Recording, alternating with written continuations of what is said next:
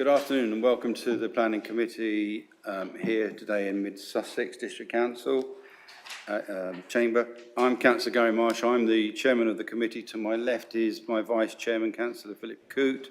To his left are the Legal Officer and the Monitoring Officer. To my right are two planning officers, senior planners and officers, and in front of us are the committee members, and into the far left and right corners are our committee staff who will take the minutes and organise how these things work. Vice Chairman, could you just read out the... Well, you can't make it up as you go along. Yes. There are two exits.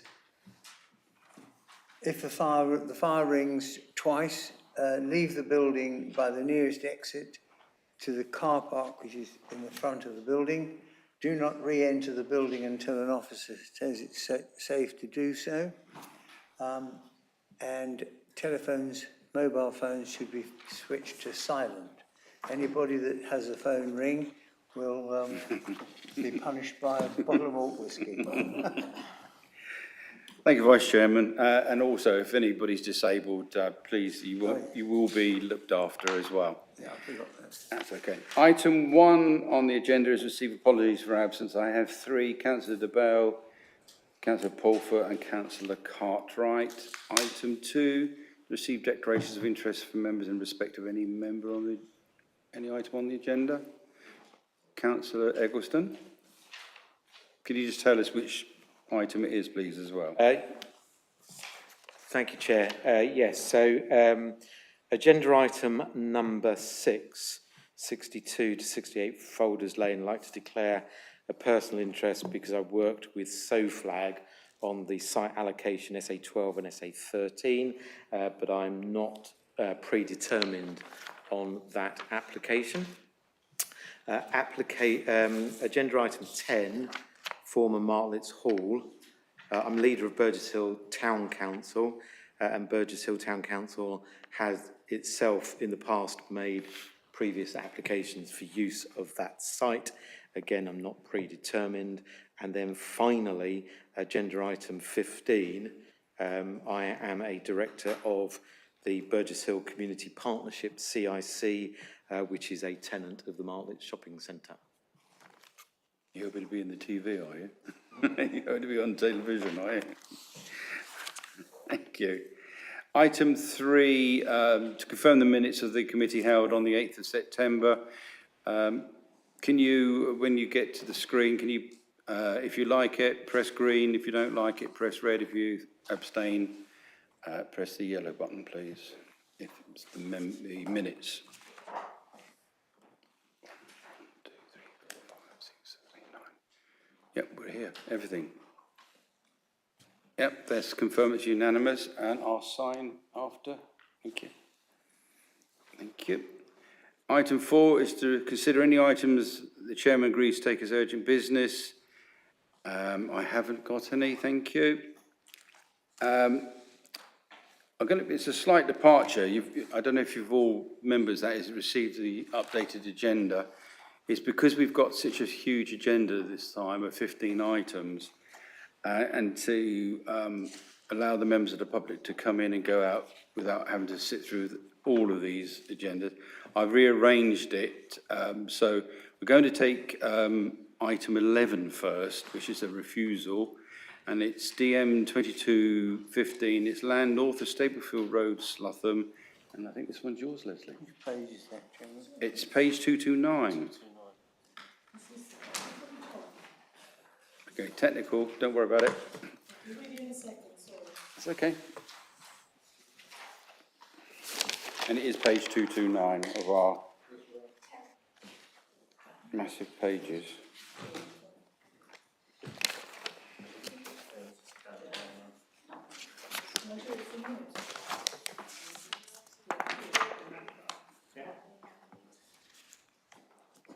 Right, this is a proposed change of use of land to transit site for Gypsy travellers, comprising of the formation of 6 touring caravan pitches for nomadic use only, and the erection of utility buildings, 6 utility buildings, as well as the formation of a children's play area.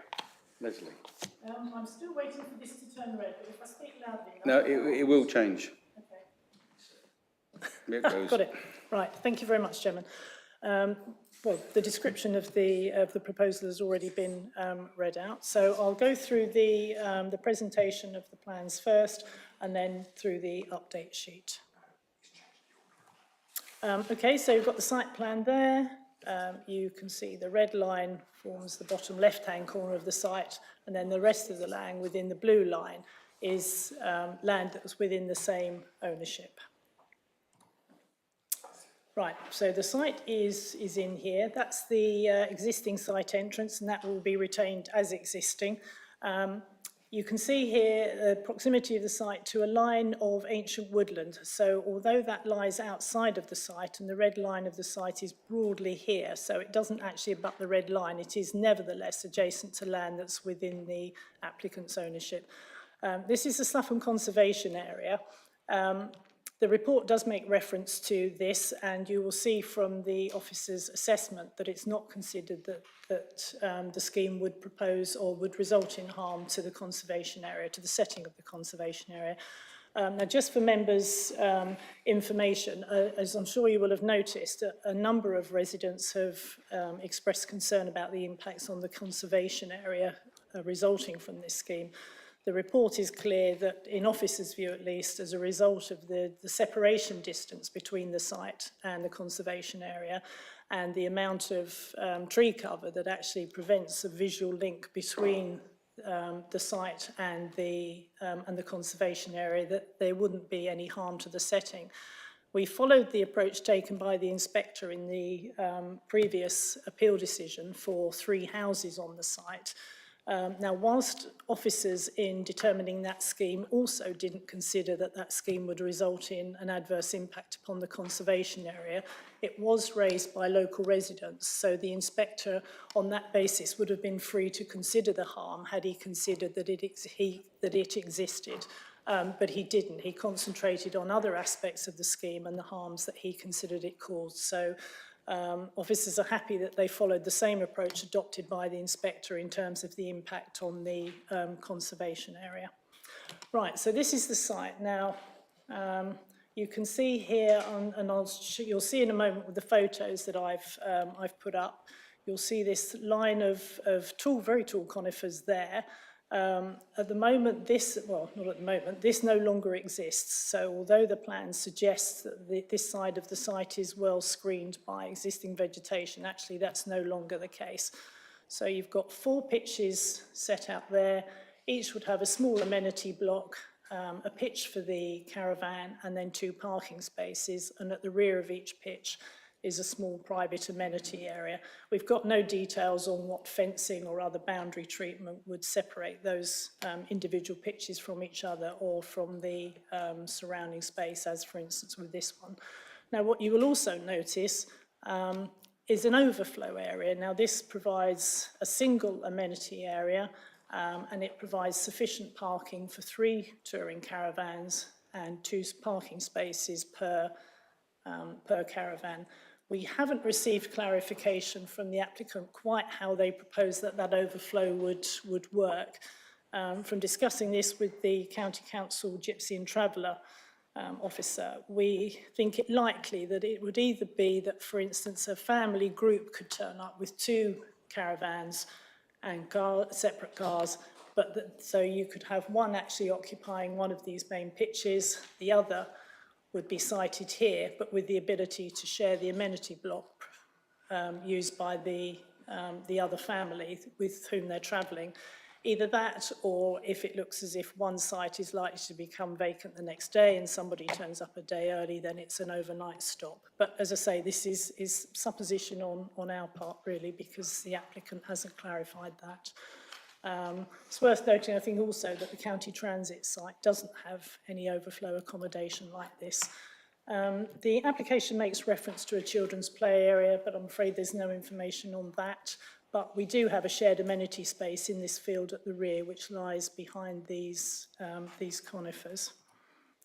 That's what each of the amenity blocks would look like. So it's timber clad, an asphalt roof, shower, toilet basin, and all the facilities, electricity, power would be attached to these utility blocks. Right, those looking at the four photos there, this is the area to the left of the access into the site. So these are the conifers that I referred to. So between this fence and those conifers in this area, you would have 4 pitches. You can just see the site entrance there. This side of the site is heavily wooded, and it would be up in this corner here that the other 2 pitches and the overflow pitch would be located.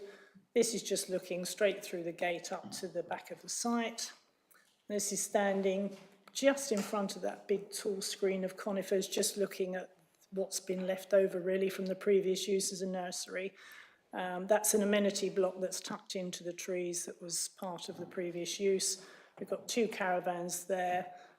We're still not quite clear why they're there, and this is a matter that's being investigated by the council's enforcement team. The recommendation is that permission be refused. Basically 3 reasons. There is not, in the council's view, a need for the transit site, and no need has been demonstrated by the applicants.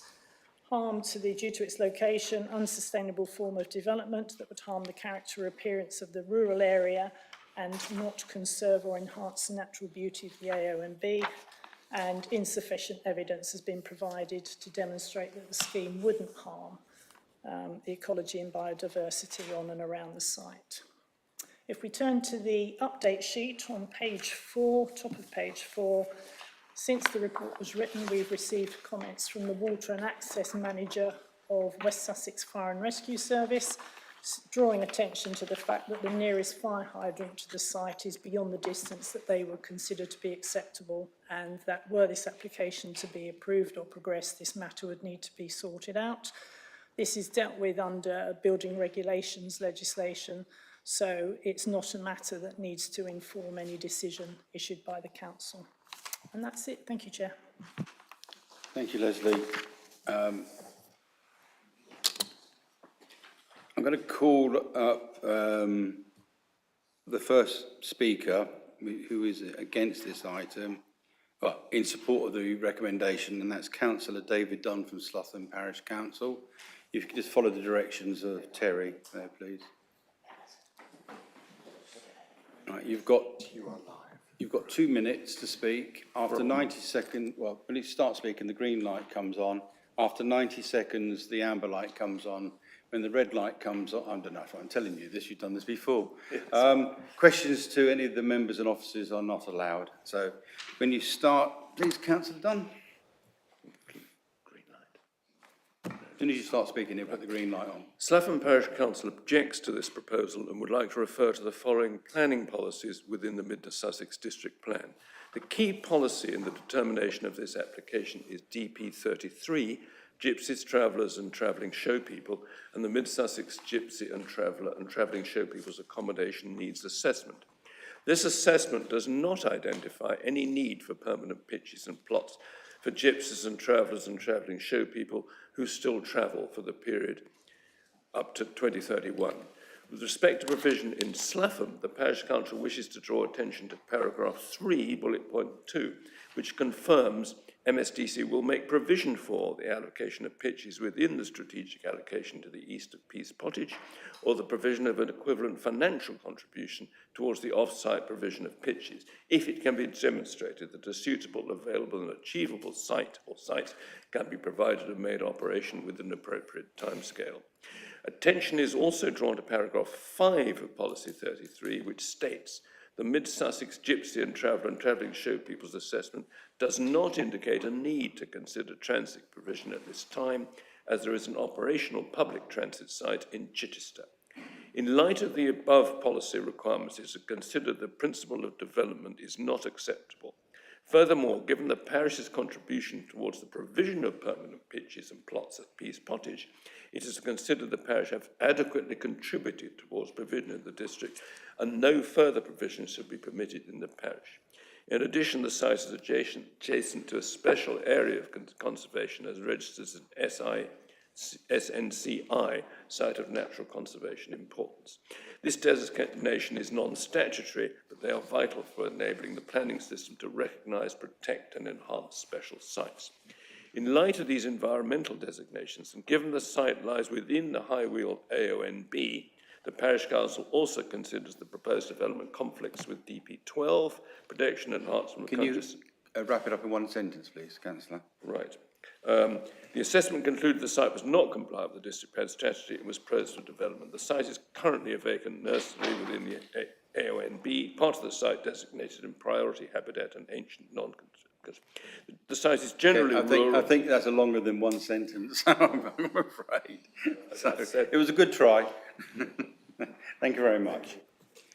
I'm going to call in support of the recommendation to refuse, Romley Fowler, please.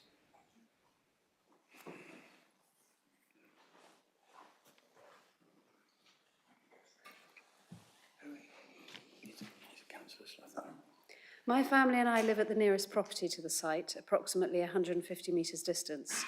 We moved to the village this year and were dismayed to discover this application, not simply because it was a planning proposal in the vicinity of our home, but because the application is brought with total disregard for the planning policies that protect this area from inappropriate development. We also consider the application is misleading as to its suitability for the following reasons. 1, the application relies on the Gypsy and Traveller accommodation assessment, but it fails to mention its conclusion that no new pitches are required for nomadic households in the area.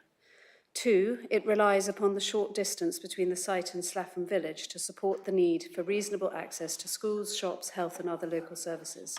It fails to point out that no such facilities exist in Slaffham at all, and that the nearest shop is located in Handcross, nearly 2 miles away.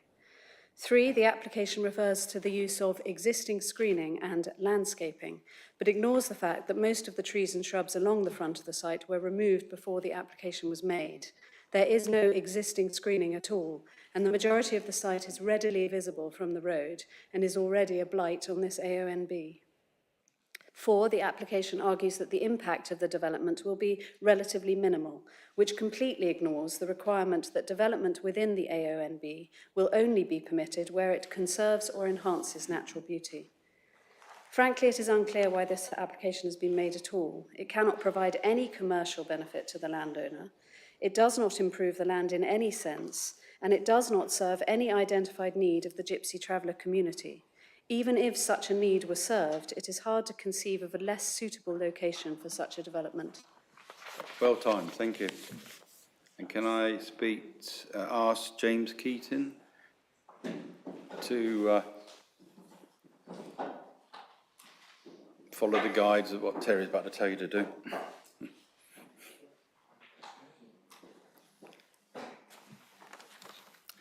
Good afternoon, and thank you for allowing me to speak. My name is James Keating, and I live with my family at Brook Cottage, roughly 150 metres to the southeast of the site. I have 3 main reasons for objecting to this application. Firstly, from the sustainability point of view, the location for the proposed site is far from ideal. Policy DP33 requires that new traveller sites are reasonably accessible to shops, schools, healthcare and other local and community services. Slaffham is a small village with the only amenities being a gastro restaurant charging around £100 per person, a post box and a notice board.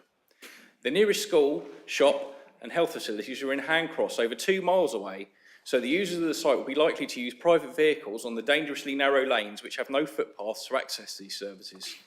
Secondly, the ecology of the area is rich and rare with endangered species. It would be shameful to destroy their habitats, threatening their populations further.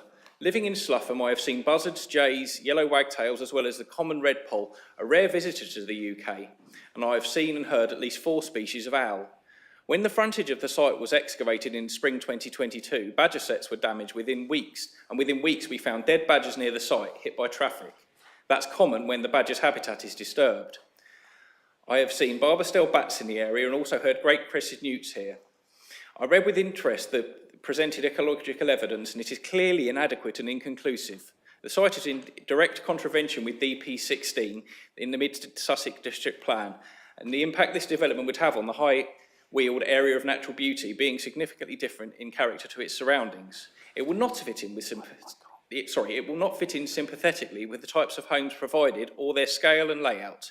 Finally, according to DP33 in the Mid-Sussex District Plan, there is no need for such a site in the area. The existing transit site in Chichester is undersubscribed, and the GTAA assessment that was published in April 2022 indicates low numbers of unauthorised encampments. With only 28 unauthorised encampments reported last year, the County Council figures back this up. So I urge the Council to reject the application. Thank you. You're welcome. The eagle-eyed members, I'm going to ask the adjacent ward councillor, because this does fall within my ward, the actual site.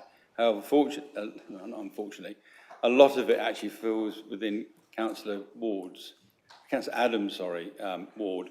So I've allowed Councillor Adams to speak at this because her residents within her ward are directly affected by this, even though technically it falls within the actual site falls within my ward.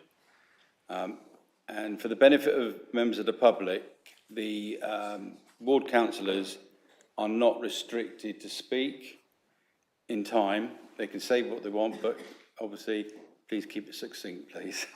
Thank you. The floor is yours. Mr. Chairman, fellow councillors and members of the public. I have 3 things to say on this planning application, but the first is to say that I support the refusal that the officers have recommended.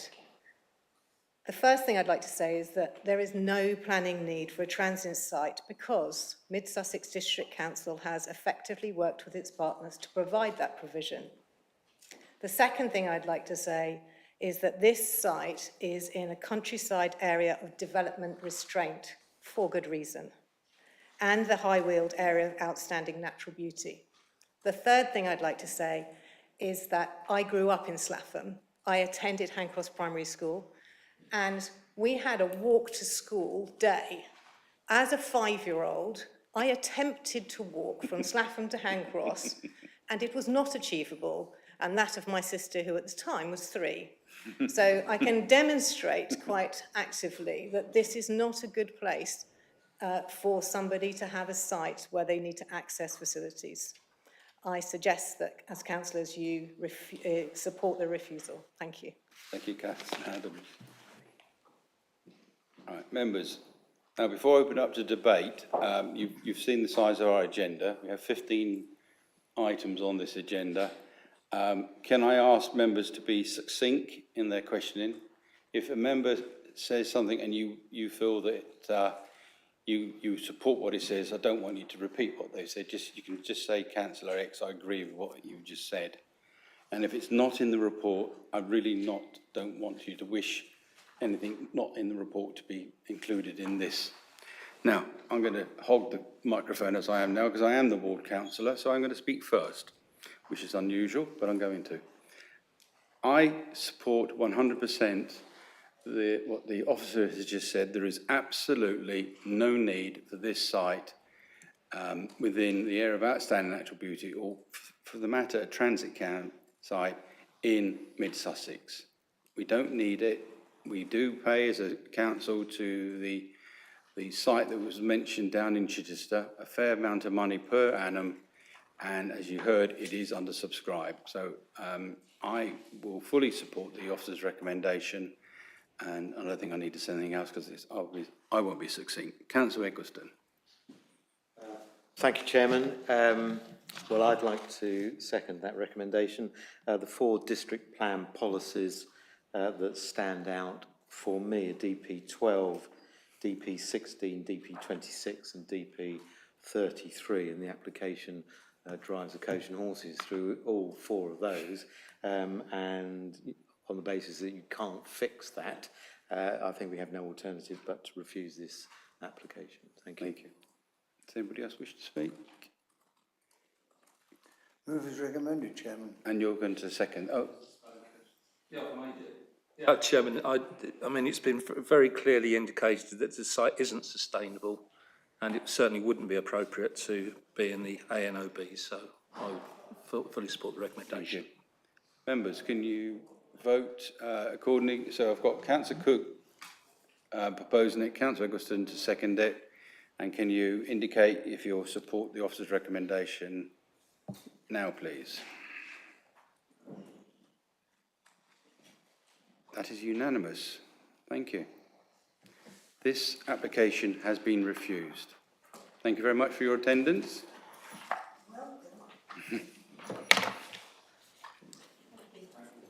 That's okay. I would say we aim to please. We're just going to swap officers now for the next one because it's going to be like Piccadilly Circus with officers coming and going. Thank you.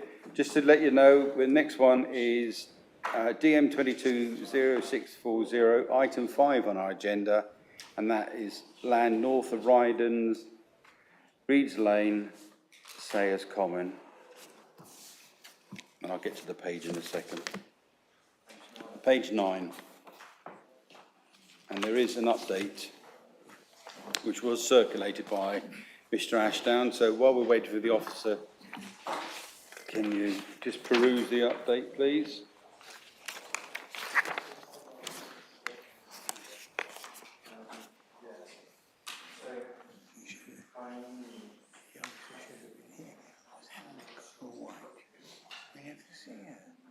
I think she's not on this committee. She comes to keep her 6 months ago and ticking up. She said she promised she wouldn't not cause a violation. We told her she's not allowed to stand. I think she's too busy doing her job.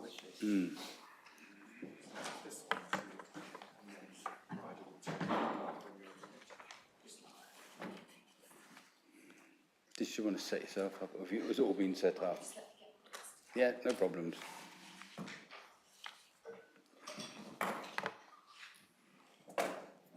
I have asked the members to have a look at the update sheet while we were doing the changeover.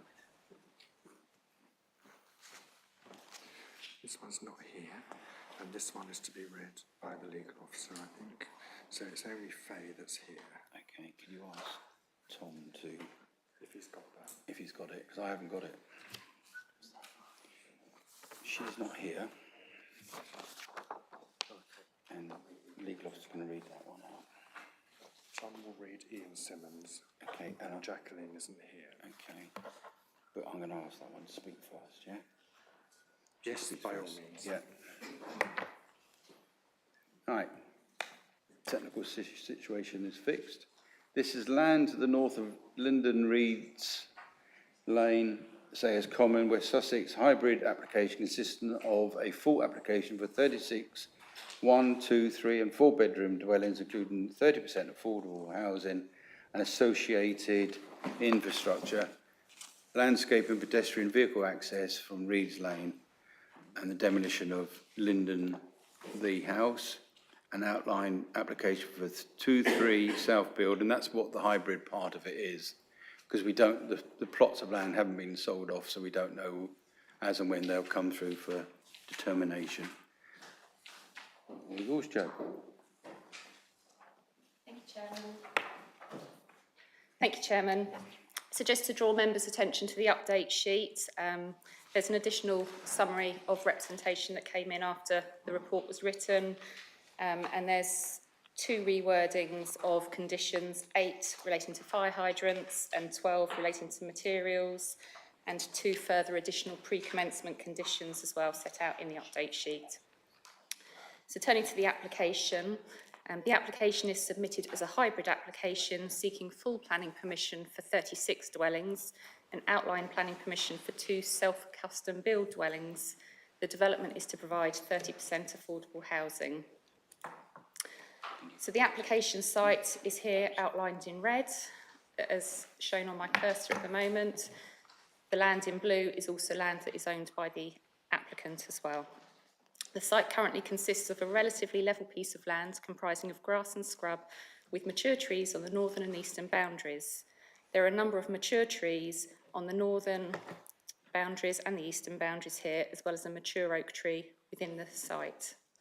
To the south of the site are dwellings forming linear ribbon development along Reeds Lane, as well as the King's Business Centre. Construction is being undertaken to the east here of Kingsland Lane, which is a consented scheme of 133 dwellings and a 70-bed care home. To the northwest of the site is an area of deciduous woodland. To the northeast is an area of woodland, grassland and wetland ponds. And there's a field here to the west, and along here to the southwest going through this western field is a public right-of-way. The site is situated on the edge of the development boundary of Sayers Common, but does fall within the development boundary. So the site is allocated within the site allocation DPD under policy SA30, which is shown in this plan here as the red area. And the application site is exactly this area as well. The development plan document is adopted and forms part of the development plan. As part of policy SA30, there is a requirement to have access to the site, requiring the demolition of Linden, which is here. As a result of the site being allocated in the development in the DPD, the site has now been incorporated within the built-up area of Sayers Common. So this dotted line here shows the new development boundary, which has been adopted as part of the DPD. So turning to the application itself, you've got Reeds Lane along here. The access is to be sited here, where the existing property Linden is, and as set out before, the site will result in the demolition of the existing dwelling Linden and the formation of vehicle and pedestrian access to serve the proposed cul-de-sac development. The proposal is to comprise of a total of 26 market dwellings, including 2 self-custom build plots and 12 affordable dwellings. The affordable homes are to be located here, and they are to consist of affordable rented and first homes. Page 46 of the report sets out the proposed mix. The boundary trees and vegetation, as well as a mature oak tree here, is to be retained, and additional planting and hedgerows and trees are proposed throughout the site, with planting buffers and enhanced planting to provided on the northern boundary here. And there are also to be 2 areas of open space in these 2 locations within the site as well. So as part of the application, outline permission is sought for 2 3-bed self-custom build dwellings. These to be located in these 2 areas here. Details have been provided in the submitted site plan showing their location and siting within the plot, and also the location of parking and garaging. Details in respect of the appearance, scale and landscaping of these 2 plots are reserved, as these details would be down to the individual purchaser as part of the requirements of self and custom build. Overall, the development would provide 88 car parking spaces, including garaging, and 21 visitor parking spaces. While some properties would benefit from front threshold parking, such as in this location here, the majority of parking would be located to the side of properties, which is supported within the design guide. And the visitor parking is to be located to the side of the cul-de-sac road. There's to be a pedestrian-only access to the west of the site here, which would connect to the public footpath, which falls just outside of the red line. It's considered that the proposed layout provides spacious plots for each dwelling, with properties well spaced between each other. So we've just got a phasing plan here. The development is to be split into 3 phases. So the green is phase 1, which is for the access into the site, the cul-de-sac road, and plots 3 to 9 and plots 12 to 38. Phase 2 is shown in purple here, which is to be the 2 bungalow properties proposed of plots 1 and 2. And then the final phase would be in the centre of the site for the 2 self and custom build properties of plot 10 and 11. So we've just got a number of slides showing the typical plans and elevations of the properties. So we've got a variety in the design scale of properties, of bungalows, semi-detached properties, terraces, and detached properties. Plans show that the dwellings would be constructed in brick, with some dwellings benefiting from tile hanging and horizontal boarding. There'd be a mixture in the palette of materials of brickwork and roof material. Elevational treatments would create visual interest through detailing in the window design, porches, bay windows and roof pitches. There'd be varying heights of the dwellings within the development, also to add visual interest. Details of sustainable measures to be incorporated in the development are detailed on page 36 of the report. This is a fabric-first approach incorporating passive solar gain, natural daylighting and water efficiency measures. Conditions are also suggested in Appendix 1 in relation to each dwelling having covered and secure cycle parking, and details on electric charging vehicle points. An additional condition is in the update sheet in relation to PV panels if they are required to be installed. So there is a variety in the design of garages within the development. So we have detached single garages, car barns, and also double garages, which are to be for 2 plots each. So we've got a number of street scenes through the sites. We have section 1.1, which is north to south, section which is shown here, section 2, which is again north to south of the site, through the centre of the site,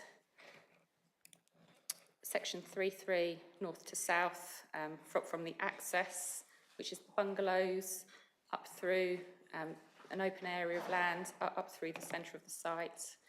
Sections 4.4 is the northern end of the site up here, and section 5.5 is along the southern boundaries of the site.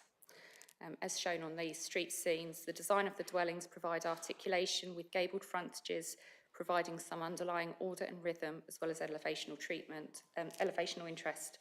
The proposal forms a suitable development which offers a range of housing sizes, including affordable housing for the local community.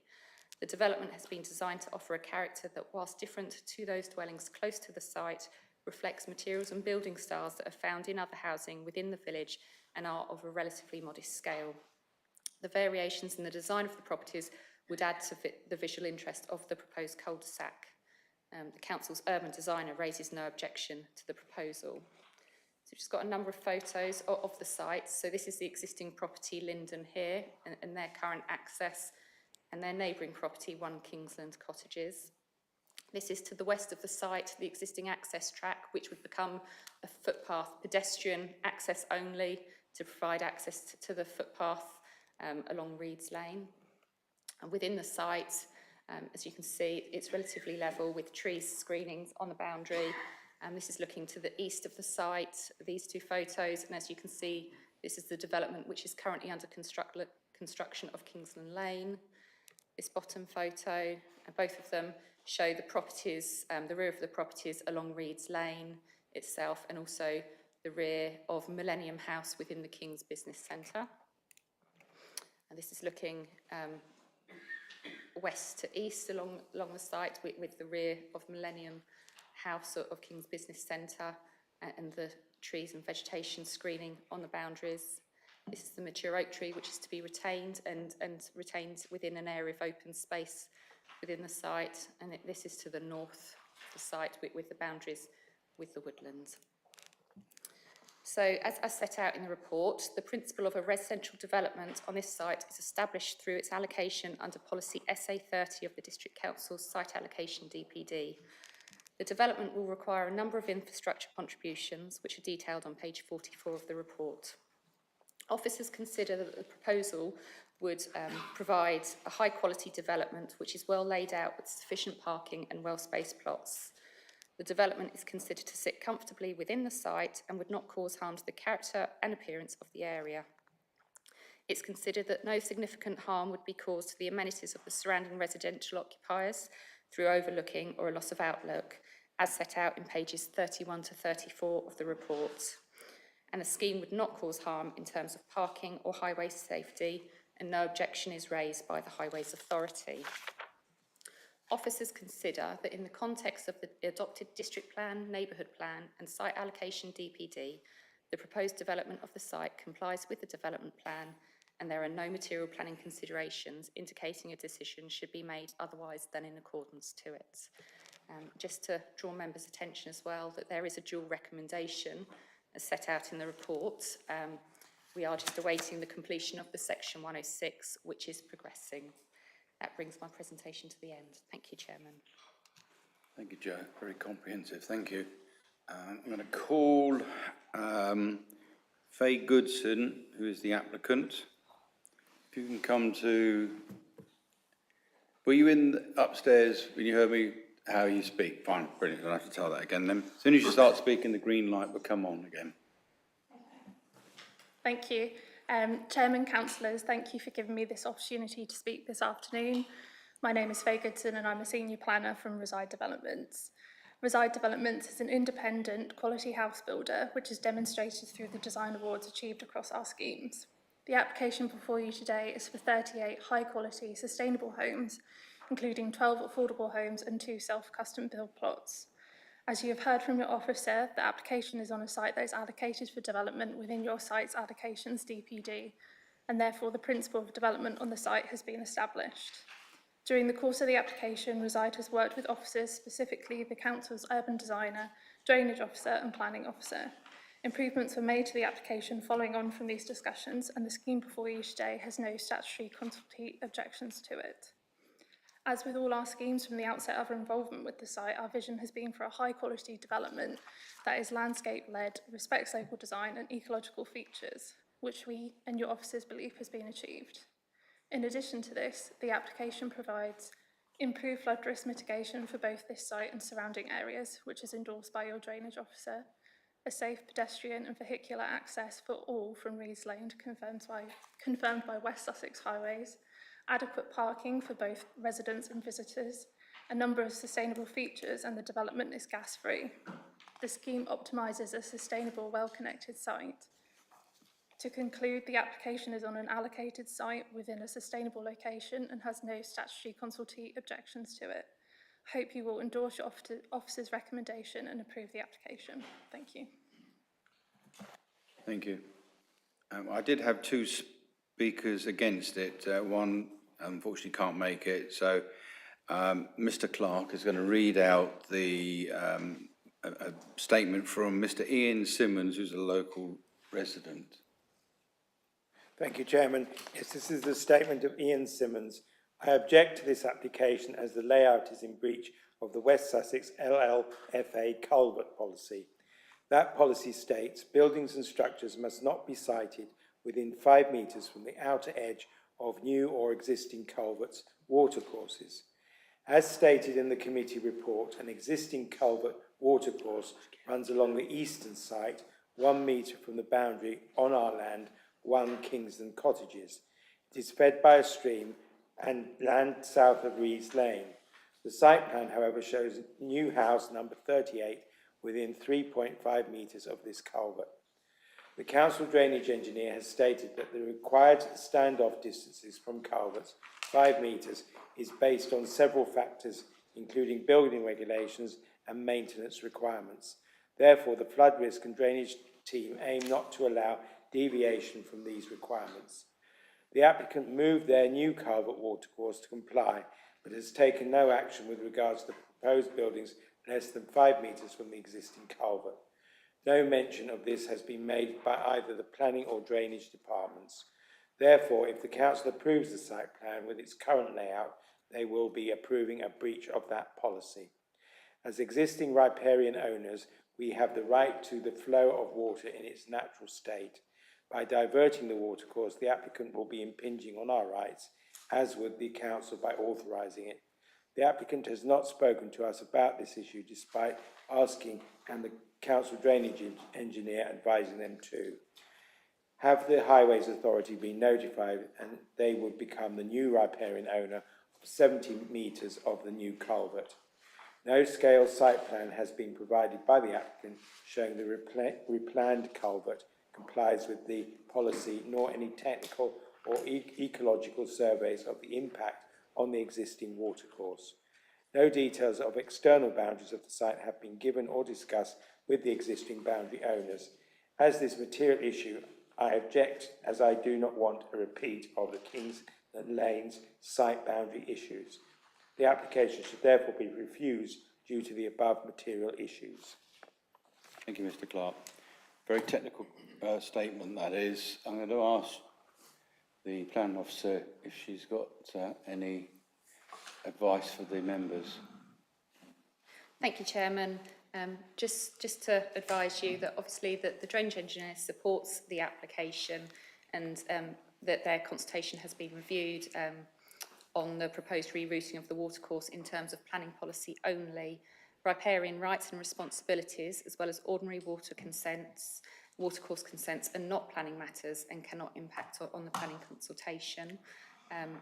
They have also suggested a condition which is set out in condition 22 of Appendix A on page 59, which refers to building within 5 metres of a drain, watercourse or pond.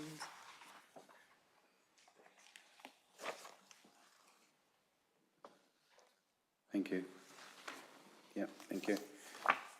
Members, anybody wish to speak? Councillor Brown. Thank you, Chairman. I'm just referring to the update sheet and the additional requirement in the event of photovoltaic panels requiring a permission from the planning authority. And I just wonder why that is the case. My understanding is that it's not normally the case. And then the other point is this intended to be restricted to just solar voltaic panels or solar thermal panels? For example, solar thermal panels, I've got some on my house that they provide all my heating, my water heating, and have done all summer. So 2 points there. Thank you. Yeah. The other side. Thank you. It's just in terms of the condition, it is one that we've applied on other developments. Clearly, as you'd be aware, that the change in building regs that have come into force and likely to affect these dwellings. Usually, solar panels, PV panels don't require planning permission. They're usually PD, but clearly you only get PD rights when the property is actually complete. So what we're trying to do is provide an opportunity if through the building reg process they actually need to put PV panels on the dwellings as they construct them. They can do that through the discharge of a condition rather than having to come in for a separate planning application to add them to the drawings. So we're just trying to cover our bases and help the situation should they be required during the construction phase. Yeah, we can come back.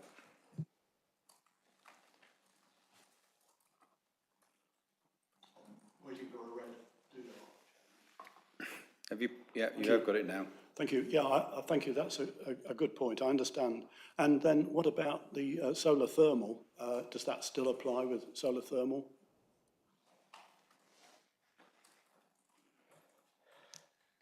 I think if they're required through the building control process in terms of to meet the requirements, then you know, that's something that we could deal with in terms of that condition, because clearly any panels that go on any roof will impact on the design, and that's what we want to do, is just to make sure that the applicant has an opportunity to do that in the most efficient way possible through the discharge of a condition rather than a new planning application for the entire development again. Just come back one more time. Thank you, Chairman. Therefore, I suggest the wording should be solar energy panels rather than solar voltaic, and it would encompass both. Thank you. Yeah, we don't have a problem with that one, apparently. Nobody else, Chairman, it was recommended. And Councillor Forbes, just to second that? Thank you. And could we indicate our normal way by pressing the thing when it comes up? Green if you support it.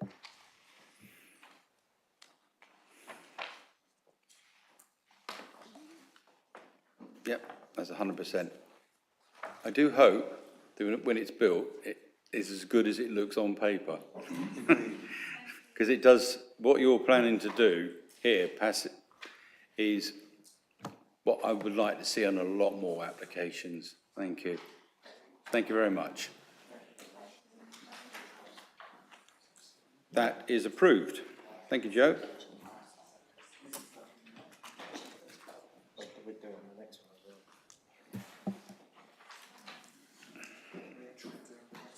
Yeah. Mm-hmm. To pick up on that change to the condition, apply to later as well as could be the same condition. Yeah. So we'll run it over on to the next one. Yeah, yeah. Right, this is item 6.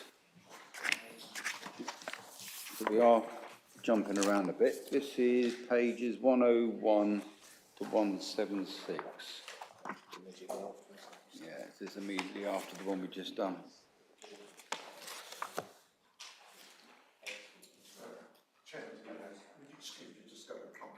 Yes, yes. Well, we're waiting for the officer, so yes. We will have conflict breaks because it is a very long agenda. Just so you don't have to worry about all of that, that's just immediate plans. I just got to So, social. yeah, so, yeah, To there. it stops there. Yeah. So when it comes to the public speakers on this one, it's Ed first and then Andrew, if they would like, if you don't mind. Yeah. Thank you. I will draw members' attention. What we've got in, you did have an email come through with the amended actual red line, because we brought it to attention that that's not what I was seeing on Monday when I did my talk through. And you have got in the update sheet as well. We were just waiting for Councillor Sweatman to...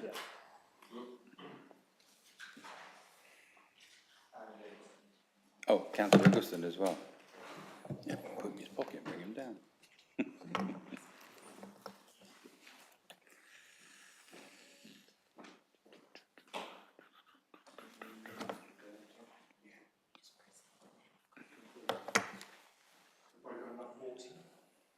Yeah, I've got my...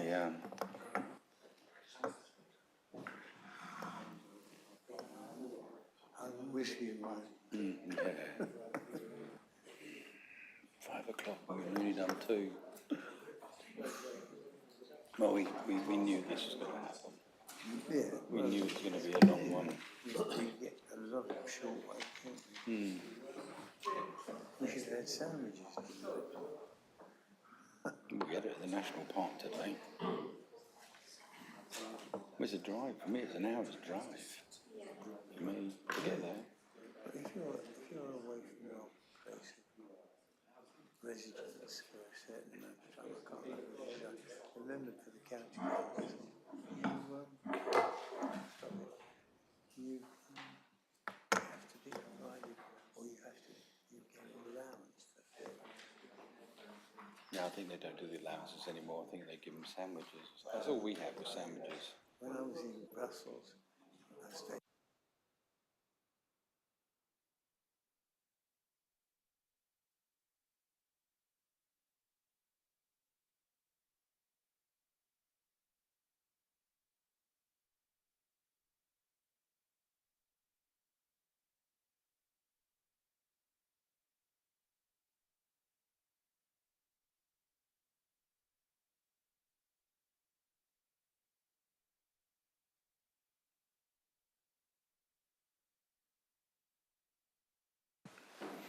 I don't think you could hear me when I was talking.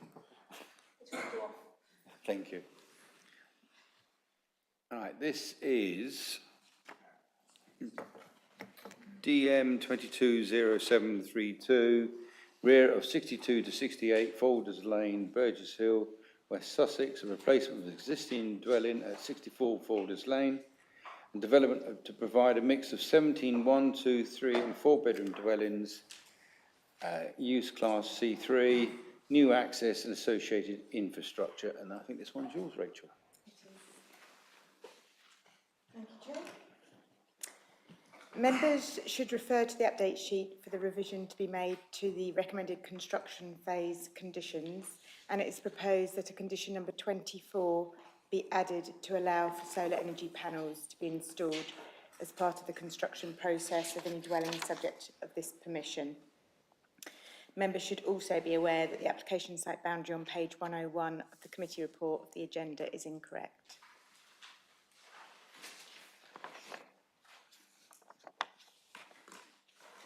Slide 1 is the title page, and as Councillor Marsh has just read to us, it's the rear of 62 to 68 Folders Lane in Burgess Hill, and it's for the replacement of existing dwelling at 64 Folders Lane and development to provide a mix of 17 1, 2, 3 and 4 bed dwellings and new access, but it's retaining the existing access and associated infrastructure.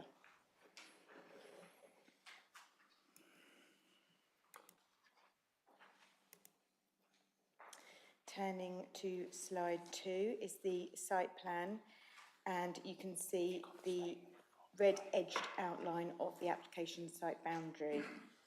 And It shows the existing property at number 64 Folders Lane, with the existing access and land to the rear of numbers 62, 66 and 68. The site lies off the southern side of Folders Lane.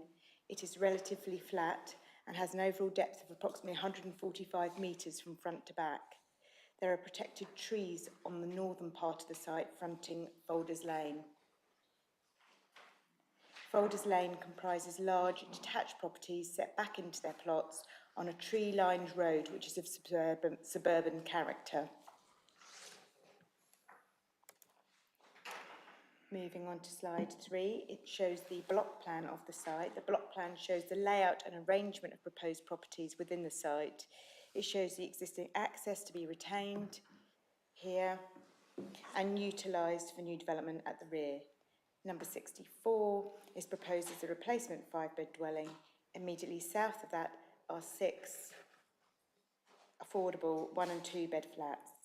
The remainder of the proposed housing comprises a mix of 3 pairs of semi-detached 3-bed houses and 5 4-bed detached houses. There are 44 parking spaces proposed in total across the site, which includes 29 standard parking spaces, of which 1 is a visitor space. And the visitor space is just here. And 15 garage spaces.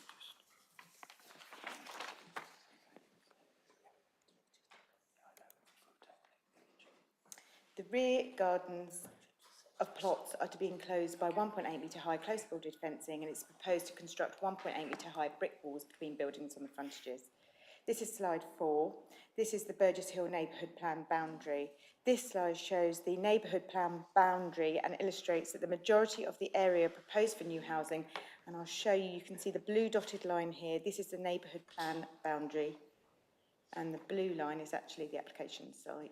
So you can see that everything south of this dotted line is outside of the neighbourhood plan boundary area. The only parts of the application site within the neighbourhood plan area affects the replacement dwelling at number 64 and about 2/3 of the flatted development building, plots 1 to 6, and plot 17, which is in this bit here. This essentially means that neighbourhood plan policies, and in particular that which relates to backland and back garden development, is not relevant on the land outside of the neighbourhood plan boundary. Slide 5 shows the site allocations DPD designated boundaries. This slide demonstrates that the application site lies within the built-up area boundary, which is shown coloured as tan, and is designated in the site allocation development plan document. The turquoise area identifies the neighbourhood plan policy area for protecting areas of townscape value.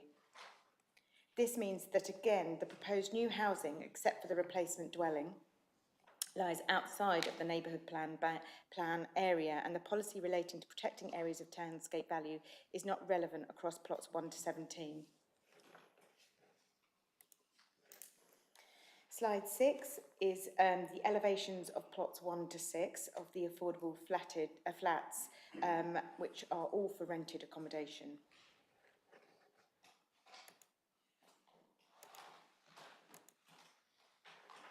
Slide 7 shows the floor plans of plots 1 to 6, and the floor plans show that the 1-bed flats are at ground floor and the 2-bed masonettes are above. The ground floor plan also shows provision of the wheelchair accessible flat here. Slide 8 shows the elevations and plans for plots 7 and 8 and 15 and 16. These are the proposed semi-detached 3-bed houses. Slide 9 shows elevations and plans for plots 9 and 12. These are the detached 4-bed houses on the southern part of the site.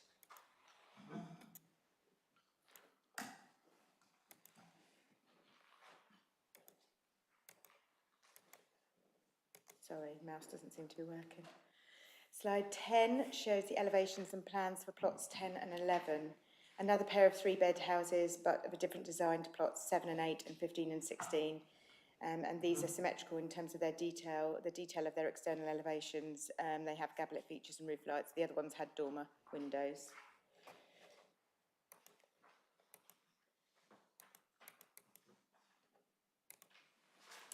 Slide 11 shows the elevations and plans for plots 13 and 14. And these are the detached four-bed houses with chimneys and mock Tudor detailing at first floor. Slide 12, replacement dwelling of number 64. Again, it's taken on a contemporary mock Tudor vernacular. Slide 13 is a coloured street scene looking right and then left as you drive into the site from Folders Lane, and then along the southern stretch of the site, looking at the frontages of the properties at the rear of the site. And these are my officer photographs, front elevation of number 64 and the existing garages, outbuildings in the front garden of that property. And some of the photographs in the back gardens of the application site. And this photograph here shows the Jones development to the southern side of the application site.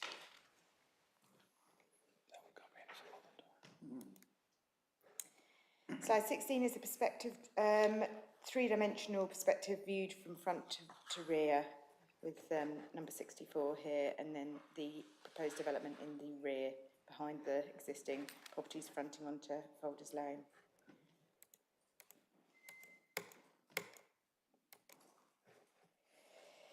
And slide 17 is the dual recommendation A and B. A is for full permission to be granted, subject to conditions listed in the appendix, and satisfactory completion of a Section 106 agreement to secure the financial contributions for infrastructure improvements and affordable housing provision. And B is if they don't provide a satisfactory 106 agreement, securing those financial payments and affordable housing provision by the 13th of January, then permission be refused at the discretion of the Assistant Director for Planning and Sustainable Economy. And that would be for the following reason, which is that the application fails to comply with policies DP20 and DP31 of the Mid-Sussex District Plan in respect of the infrastructure required to serve the development and the required affordable housing provision. The main issues for consideration are set out in the officer report. However, to sum up, the principle of the development is acceptable. Members will be well aware legislation requires the application to be determined in accordance with the development plan unless material circumstances indicate otherwise. It is considered that the application is in accordance with the development plan and that this is the proper starting point for decision making. However, the Council also must have regard to other material considerations, including the National Planning Policy Framework, in determining this planning application.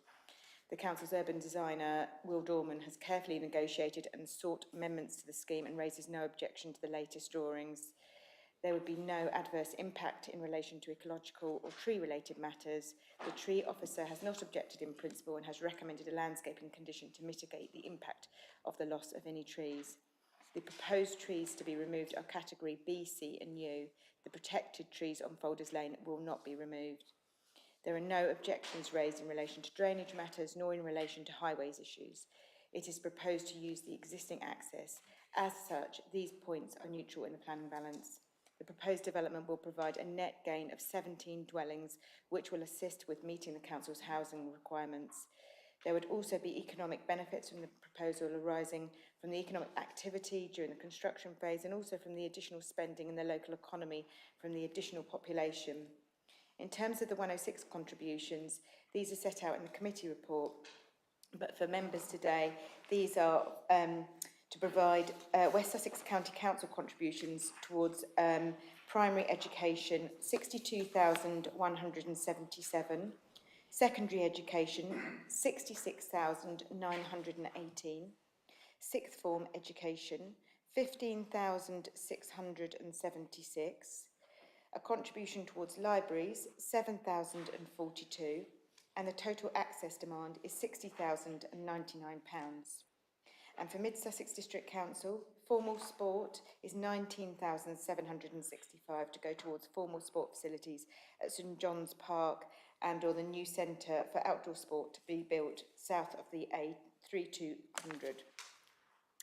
Children's play space is 29,470 to go towards play equipment, and that's a combination of 16,017 and kickabout provision for older children, which is 13,454 at Berners Close and Folders Meadow.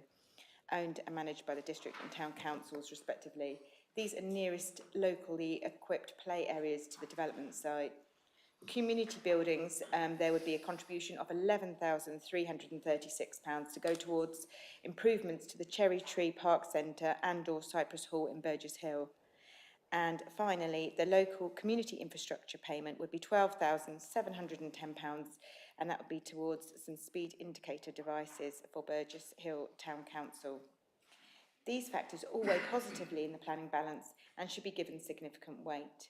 This is a relatively small site, it's 0.66 hectares, and it comprises of portions of substantial rear gardens of 4 dwellings on Folders Lane.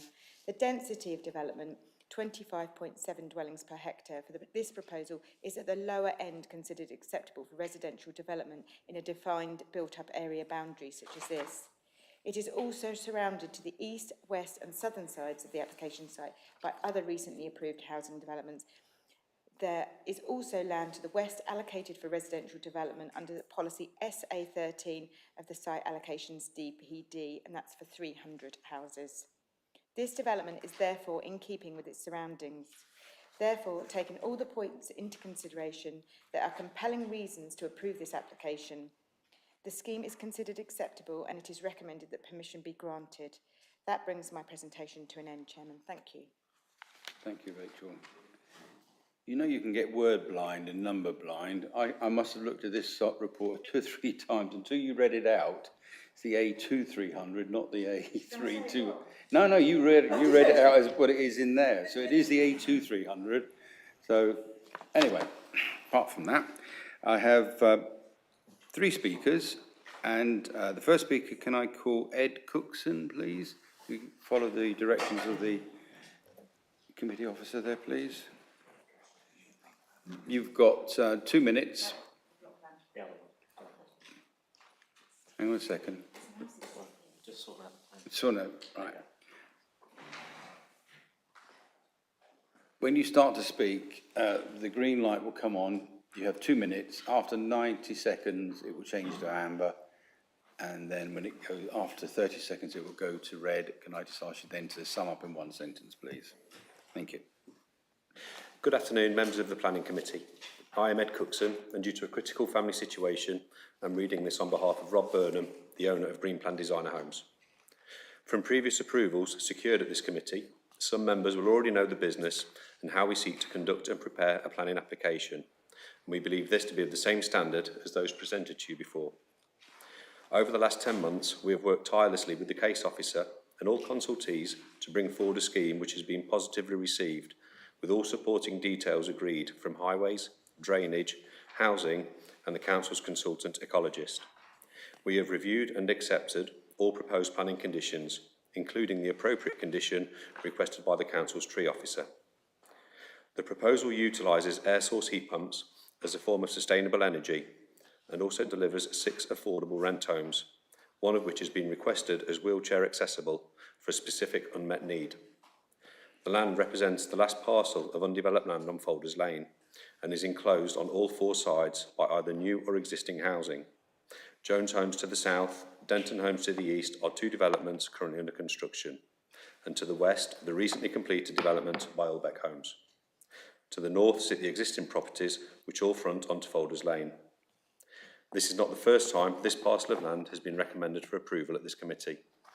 In 2011, it was also recommended for approval by officers, even with 932 letters of objection. In contrast, this recommendation for approval has letters of support and only 34 letters of objection. We hope members agree this reflects the time, care and effort which has gone into bringing forward a scheme which also has no objection from the council's very exacting urban designer. In summary, we believe this planning demonstrates all the positive characteristics of a planning application which is thoughtful and considered, allowing the case officer with confidence to make the recommendation to you for approval, of which we hope she receives your support. Thank you very much. Thank you. I'd like to call Andrew Black, please. As soon as you start to speak and it goes to red, the green light will come on.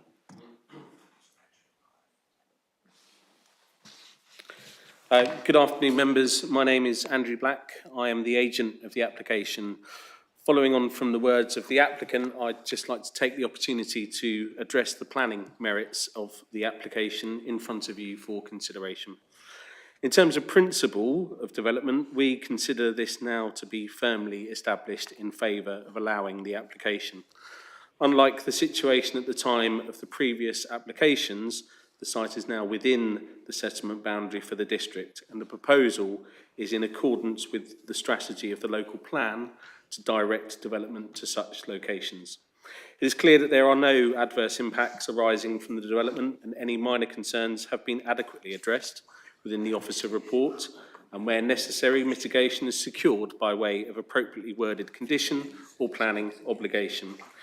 Just some other points. As you heard from your officer, the scheme has been through several iterations with the urban design officer, where his recommendations have been fully incorporated, as confirmed in the committee report.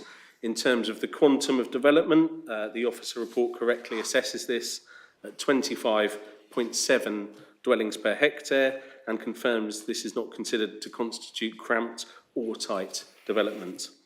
In terms of TPO trees on Folders Lane, the development will not result in the loss of any protected trees, as confirmed in the officer report, with a planning condition agreed to mitigate any future impact.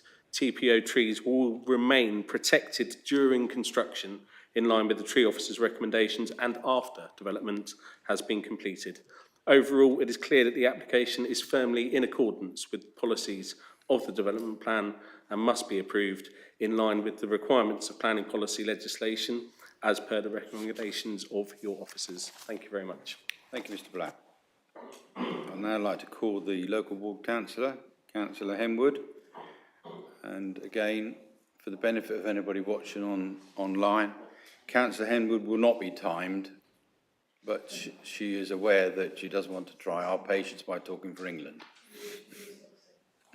Be succinct, please. Well, first of all, I am not going to approach this objection from an emotional or a heartfelt feeling, as our cabinet member for planning is often saying. This is going to be evidence-based.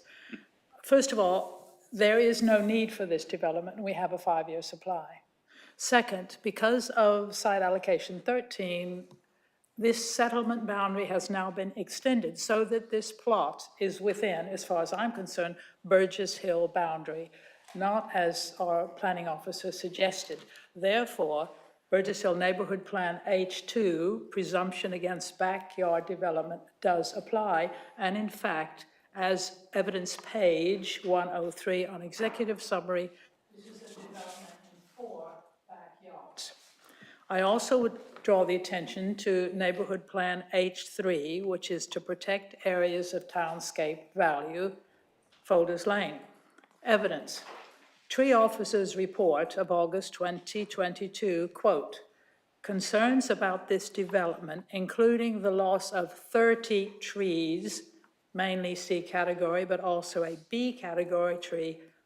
The officer says, I do consider this will impact further on the green nature of Folders Lane. DP 26, that's district policy, protects open spaces, trees, and gardens that contribute to the character of the area. Evidence from the tree officer's report, quote, impact further on the green nature of Folders Lane. Quote, the development is tight, and I am not sure that the high-quality landscaping scheme mentioned within the AIA could be implemented. This is evidence. DP 37, development that will damage or lead to the loss of trees, woodland, or hedgerows that contribute to the visual amenity value or character of an area will not normally be permitted. Evidence, tree officer's report, the loss of 30 trees, and these will be mature trees and habitats. You cannot substitute those by planting a few saplings, which is usually what happens. DP 2021, schemes avoid addition of traffic congestion. The evidence, On page 122, this development is expected to generate 7 and 9 vehicular trips in the AM and PM peak hours respectively. This is all a desktop study. And I find it amazing, with 44 car parking spaces, we're actually saying, is this a realistic assessment that we're going to have 7 cars leaving in the morning or 9 cars of an afternoon? Unfortunately, the only evidence would be a real-life experience of congestion along Folders Lane and Kemah Roundabout. That would be your evidence of congestion. DP21, safe and convenient routes for cycling, evidence. There is no cycle path along Folders Lane, and it's a pretty busy road. Design Guide 26, integrate space for play into the design, evidence. The nearest play areas require crossing a busy road, which is Folders Lane. There is no signal crossing, nor you would have to also cross Folders Lane to go to the primary school. There's no signal crossing. There's no lights crossing. You risk. Okay, right. Okay, now, just to sum up, I would like the planning committee to consider applications of this size or larger, that I think there should be a report from Southeast Water regarding water provision. We have had a water ban. Evidence, the water cycle study commissioned in 2019 says all of the Gatwick subregion is in an area of serious water stress. Evidence, the study recommends that councils adopt a policy requiring a new development to achieve 100 litres per person per day, not 110, which we require, and actually to achieve 80 litres per person per day in strategic developments. There should also, I would ask for the committee to also, when you have planning applications of this relevance, to require a report from Southern Water regarding wastewater treatment. Evidence, the water cycle quotes 9 wastewater... Councillor Henwood, how much longer have you going to go, please? I got 4 more sentences. Okay, go on. 9 wastewater treatment works in the Gatwick subregion are predicted to or are already exceeding their flow permit during the planned period. And we know Southern Water discharged untreated sewage recently into the oceans. Last consideration for this committee, please. When you showed the picture, the previous one, that exit into this new development is very near another road on the other side called Folders Close.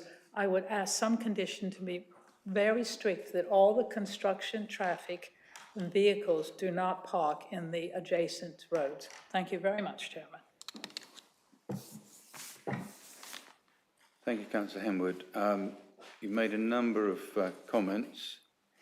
I might have to take issue. There is a crossing, albeit a heck of a long way, on Folders Lane, the other end by the Jones development. Traffic lights, crossing, up there. Right. We used to be one there then. But you're councillor from Burgess Hill, so I will bow to your greatest knowledge. A number of comments were made of there. Can you deduce any of the Jones development then?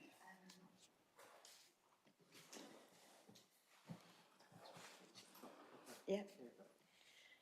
Okay. So I've got a couple of points that I've written down, but there were so many that if you want to ask further questions, please feel free to do so. But with regards to the removal of the trees, I mean, the applicants can remove those trees at free will anyway, and they're not protected trees, and so they can be removed. And the trees that are protected, as I've said in my presentation and in the report, are on the front on Folders Lane, and there's no proposal to remove those trees. With regards to the development being tight, well, I think the fact that the DPH, the dwellings per hectare, speaks for itself.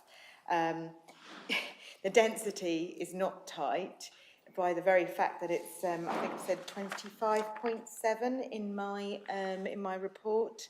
That is not high density development. So the facts speak for themselves. It's not a cramped development.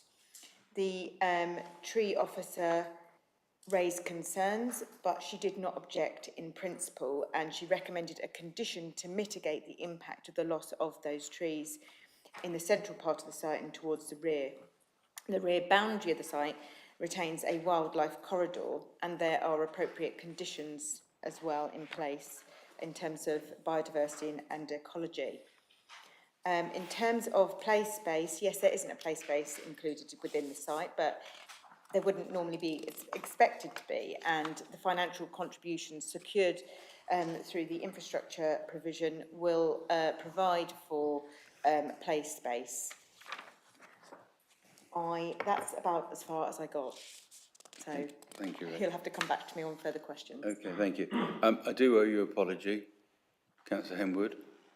We've just done a Google down the road, and it's the traffic island I'd seen, not the crossing. Tom, could you just... Yes, no problems. Tom, much has been said about the boundary changes because of the DPD. And we heard the officer at the beginning saying this is not a back garden development, and it's... That's correct? You said that? It's the back garden it applies to plot 17 and approximately 4 of the 6 flatter development units, but the remainder of the site is beyond that. So does that therefore mean it's not necessarily now back garden development if it's because of the DPD readjustment? The Burgess Hill neighbourhood plan will affect development as far as the boundaries are. And my understanding of the presentation is that most of this site is outside that boundary, and therefore the policies in the neighbourhood plan will not apply. That's how I read it as well. Thank you. Thank you, Mr. Clark. Members, one other thing was mentioned about the trips thing, but I draw members to attention that on page 105, West Sussex County Council Highways Authority have raised no objection to this application. Now, whether it's a desktop study or not, we have to bow to their professional knowledge on this one. Councillor Forbes. This is only a minor. We always seem to forget. I've got a comment here about the poor, narrow access. Is it wide enough? Do we ever bother to ask the waste collection service that they can get down there? And is there a turning point for them to get back out? So, on the one before that, it looks. Yeah. Oh, sorry. We just. Yeah. I mean, I know it's only one there, but it looks quite narrow. I'm just wondering, if the person's commenting about emergency vehicles. They have commented. It's the fact is the waste. Do you press your button? Sorry.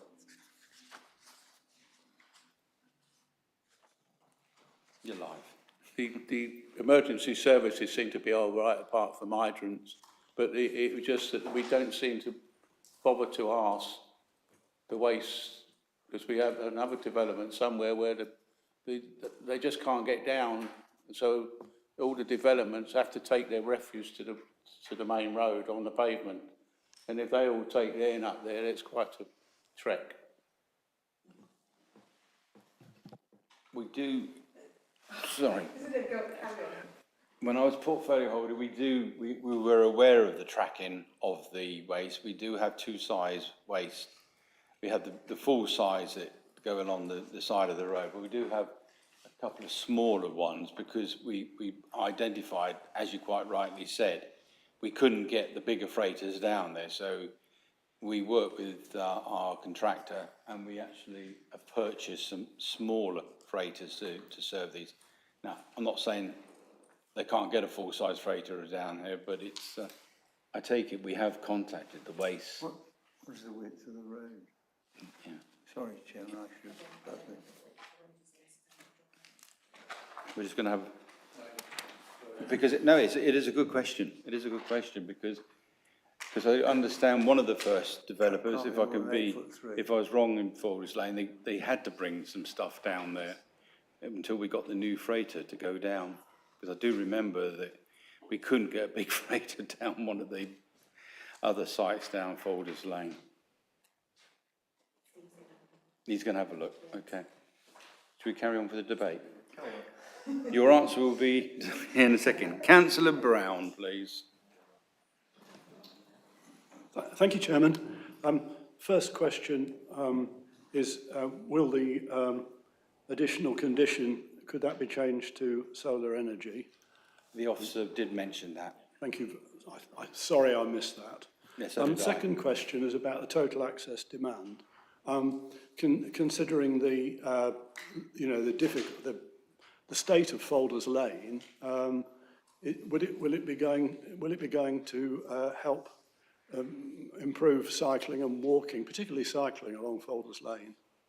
And the third one, I guess Councillor Forbes was talking about sweat path analysis. Is that what we normally? It's something like that. You can, so it comes in, it can turn inside the development itself. We're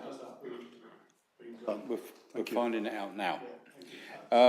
In terms of the TAD contribution, 66,000 or whatever it was, 66,000 I think it was, and £99 will not provide but it's really down to the county council working in conjunction with Burgess Hill Town Council, I assume, what the priorities are down that road. And if the trouble is, it would mean you'll need to take up a lot of the green open space to the either side of the pavements to put a cycle lane in. So you have a joint path where you can take pedestrians and cyclists, but that would be a scheme to be worked up. And potentially, as you heard in full council last night, we're working with the county council, with Burgess Hill being one of the signatories to it as well, so we can get a proper scheme to benefit everybody in Burgess Hill. We're still working on it. So, Councillor Eggleston. Yes, thank you, Chairman. So just if I may, I know it's nothing to do with this planning application, but just on that point, as you raised it, that would be out with the place and connectivity project that's currently going forward. There's nothing currently to address cycle paths and the modal shift on Folders Lane. I'm intrigued. I don't know whether the officer can tell me, because there were applications in 2011 and 2010 which were refused. I don't know if you know the reasons for the refusal. And then, of course, we went through the whole work on the site allocations DPD, and we had SA12 and SA13, but this application doesn't come forward in the site allocations DPD, and now, hey presto, it's here for consideration. And just wonder why we have that information in that process, because it then falls into windfall development to be considered under DP6, and of course the site allocation DPD reinforces the 5-year land supply. So we could rest on the fact that we have a 5-year land supply and say to the applicant, come back when that's in jeopardy, notwithstanding DP6, unless I've got that wrong. I do think we're splitting hairs a bit. I take the officer's point about HP 3, I think, the back garden development. I do think we're splitting hairs a bit, because clearly to access the site, you've got to drive all the way through the back garden of the house that's there. So, I think that is a point that we might argue about. That's why I asked Mr. Clark to answer that one. Mr. Clark is probably relieved that he's retiring, because he and I gently cross swords on a number of issues from time to time. So I do have a worry about that. I wouldn't mind. Can I see the designs of the buildings again? Do you want the 3D one or that one? we'll start with that and then the 3D one.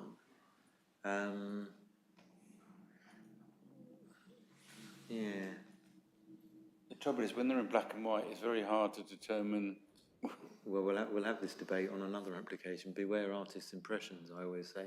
There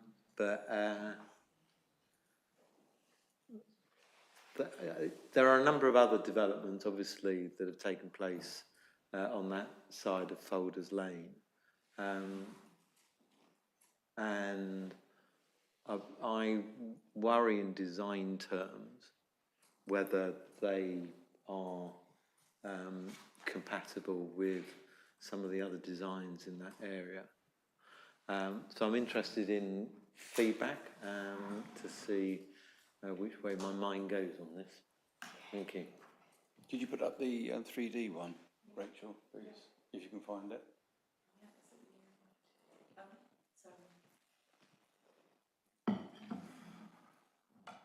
I think that's the most useful one. Answers? So going back to the width of the access, it's just under 3.5, and the applicant did submit a swept path diagram. 3.5 metres. Which 3.5, it's about 12 feet. Which was considered, which has been considered by the local highway authority at West Sussex County Council and was acceptable. So they have taken that into consideration and that has been considered acceptable. In terms of the previous earlier schemes, they were not within the defined built-up area boundary for the purposes of policy. They were within the countryside and they were different layouts and different site boundaries to this one. So, and this is a windfall site, and as such, it's to be considered under policy DP6 of the district plan. And in accordance with the development plan, which we have to take into consideration when we consider applications, it actually requires that development will be permitted within towns and villages within defined built-up area boundaries. Any infilling and redevelopment will be required to demonstrate that it is of appropriate nature and scale, having regard to DP26, which is character and design, and would not cause harm to the character and function of the settlement. For all the reasons outlined in my committee report, I consider that this scheme does meet those requirements. It is within the defined built-up area boundary. It is not within the countryside. It is acceptable in principle. And in terms of its layout and its character, it does meet the requirements and the criteria of those relevant policies. With regards to design, I actually think that this scheme is a very good, high-quality scheme in terms of its design and its mix. Each of the units have been given some variety and variation, and Will Dorman, the council's urban designer, was quite keen to make sure that the frontages of buildings that front onto the access road addressed those roads, and also the materials at first floor returned the corners so that they were also displayed on the side elevations as well, so the buildings were presenting themselves to that loop road that accesses the development site. You've got a mixture of tile at first floor, and you've got dormer windows, you've got chimneys, you've got mock Tudor style, brickwork detailing, and I think that it is quite a good mix. The character of Folders Lane is such that there are quite a lot of mixed styles of houses. They're not all uniform in their appearance. There isn't any particular rhythm. The main character is that they are large detached buildings set back into their plots, and it's a suburban character. This development seeks to provide a mixture of materials and tries to pick up on the local character of the area as much as it can. And it is a new development, and it is going to look like a new development, but all these new developments have to have time to weather and to bed in. But I think that the design is acceptable as per my recommendation. My Vice Chairman. Thank you. No, you switch it off now. Oh, Just don't touch it. don't touch it, leave it. As far as refuse truck is fine, because the maximum width in old money is 8'3". Can't have a vehicle unless you have special licenses. My only concern is the entrance. What happens if two vehicles, one's coming in and one's going out? One vehicle, two vehicles can't pass, because I'm sorry to talk in old money, but that's the way I went into the construction industry. It's 12 foot wide. Most cars are 5'6", so two cars can't pass. So this needs a passing bay here somewhere, so that anybody going out, meeting somebody coming in, that one doesn't have to reverse out into the main road. I can see quite a problem there. And living in on a private estate, which is a wood, where we have exactly this problem, some people will endeavour to let you pass, but some people don't. Thank you. I don't think you can answer that one, can you? I can answer it, and my answer would be that Local Highways Authority doesn't have an objection, and they've considered the access and they're happy with the access, and that. Well, if they haven't got an objection, then I've no objection, but, you know, it's a problem. It is what it is. Councillor Sweatman. Thank you, Chairman. Yeah, just going back to the access, we all seem to be focusing on that at the moment. Page 123, the highways have actually looked at this, and they've said that types of larger vehicles entering the site, and the development is being tracked by the highways and approved by them for waste and emergency access. So if highways actually says they're happy with it, then I don't see any reason why we can go down that road to refuse it on that. I'm sorry, but that's the way it is on a lot of other planning applications as well. Thank you. We may not always agree with highways, but they are the experts. Councillor Eggleston, do you wish to come back? Just quickly, thank you, Chairman. On the site size, it's 2/3 of a hectare. How much of that, and I'm assuming that the 2/3 of the hectare is as per the map, so how much of the area is under development? Because clearly the house at the front, which is the 5-bedroom house, has a large rear garden. So I'm interested in what proportion of the site is actually developed, not the total size of the site. So you're taking away the new 5 build and what's left? Yeah, I mean, it might be in the report, so I missed it. I think we have to take into consideration the whole site. It's Okay, find the density, Chairman, which is already set out in the report. yeah, the density is in the report, and it's, as we said, it is below what you would expect to see on 25.7 dwellings. We're normally into the high 30s, aren't we? 30, yeah. So I always thought this was going to be a more difficult application. If I may come back, Chairman, and I do take that point, but if we're looking at the density against the 0.66, and the chunk of that 0.66 is a large garden, actually the density of the development is really higher, isn't it? Yeah, I can't dispute that, but again, we can't dissect, we can't split the, Mr. Ashdown could probably answer this better, but we have to take the whole site. Sorry to put you on the spot. That's fine, yeah, no, obviously the development is the entire red line, so that includes the property at the front. The overall density, as we set out, is just over 25 dwellings to the hectare. It's within a built-up area. Usually, as the Chairman has just indicated, densities between 30 and 50 are usually appropriate within a built-up area. The frontage to Folders Lane is maintained. This development is at the back, is at the rear. while clearly you see it on plan and from a bird's eye view, from when you're actually travelling along Folders Lane, you would not read that development. And whatever density it is, you would not read that development. I see where you're coming from, Councillor Eccleston. I can see where you're coming from. Right, we have no more speakers, and the recommendation is for approval. Can I have a, hang on a second before you vote. Councillor Coote and Councillor Sweatman? Yes, move as recommended, Chairman. And Councillor Sweatman is to second it, so can we vote accordingly, please?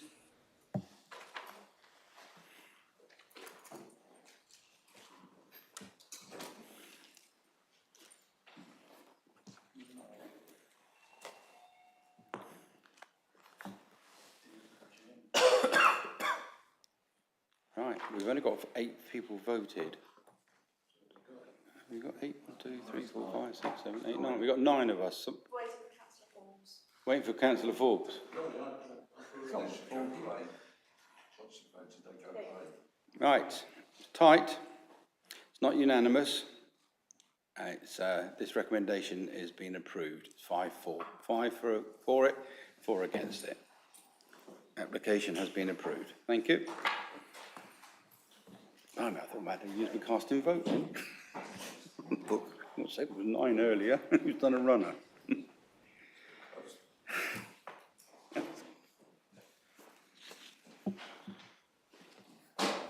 Right.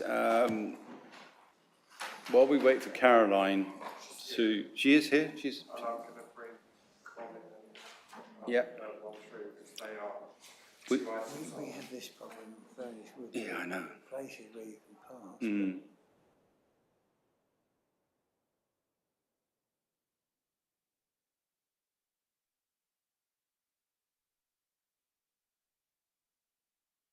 We're getting to 13 now. Yeah. Yeah, page 277. This one's for refusal. And then we're going to the other half of this application, item 7. So we are bouncing around a bit, I'm sorry, but we did have a speaker, but he contacted me before we finished full council last night. They have a medical emergency, which my thoughts are with his family, but we have a statement for him to, which Mr. Clark is going to read out. But in the meantime, Caroline, if you'd like to start, please. So this application relates to 15 Portsmouth Lane in Midfield and seeks planning permission for a new garage.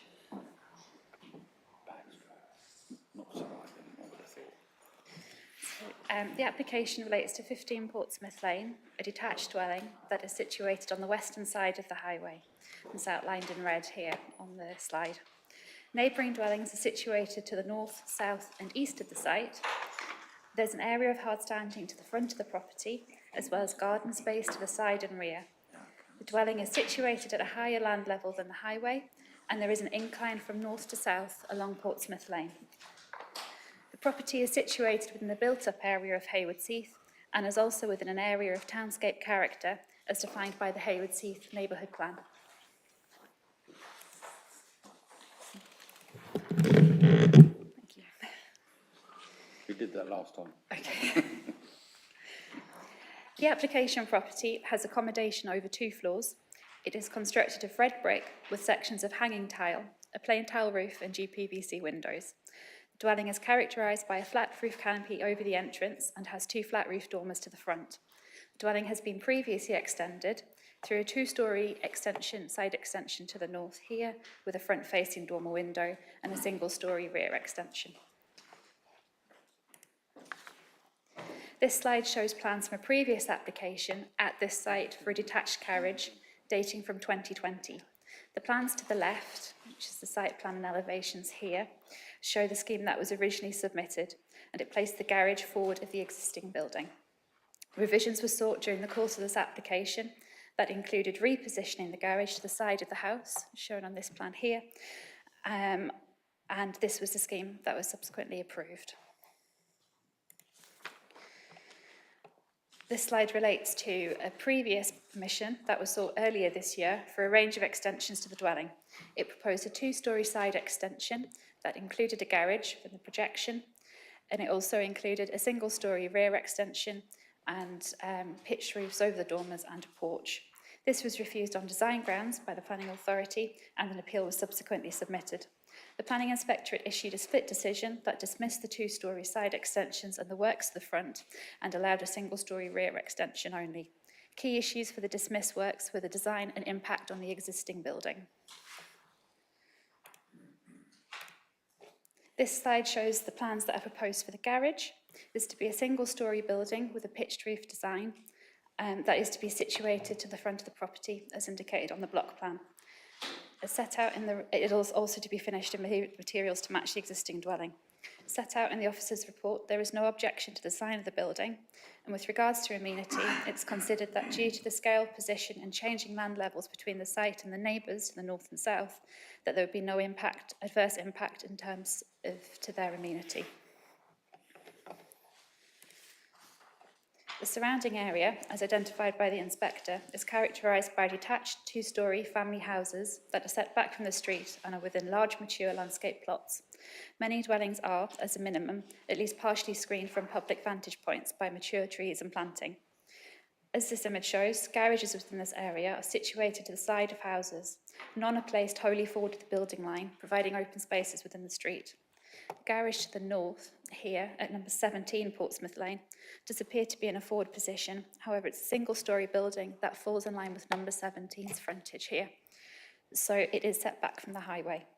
Given this pattern of development within the vicinity of the site, it's therefore considered that the proposed position of the garage would be contrary to this, enclosing space at the front of the property, which would appear incongruous in this setting. Further to this, the proposal would present a blank elevation to the street and is situated on higher land than the highway, which would therefore create a prominent and jarring feature. This slide shows photographs around the site. The top 2 photographs show the view of 15 Portsmouth Lane from the highway. The bottom left shows the property frontage where the garage is to be sited, this grassed area here. And the bottom right photograph shows Portsmouth Lane with the access to the application property going up to the left here. The planting to the front of the site is acknowledged. It is considered that the proposed garage would not affect this and the trees could be projected during building works. This planting, however, could not be retained in perpetuity and is likely to be seasonal. The planting was also considered by the planning inspector and was not considered to mitigate the harm that they identified under the previous application. It's therefore concluded that the design of the proposed development would be harmful in terms of the impact of the street scene and the area of townscape character. Therefore, the recommendation before you is for refusal as set out in Appendix A. Thank you, Chairman. Thank you, Caroline. As I've just said, that Mr. Louis, who was down to speak, his family are got a medical emergency. So Mr. Clark is going to read out this statement.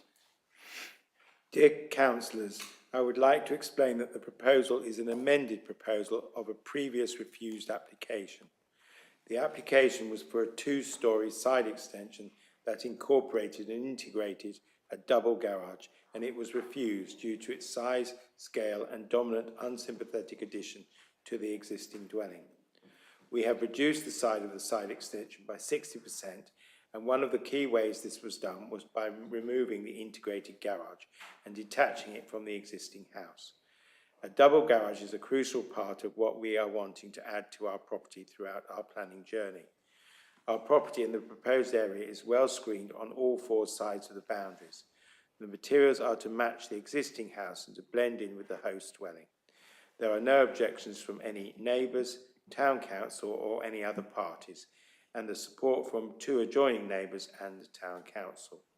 Note that town council says it notes the plethora of similar applications for front garages which have previously been approved.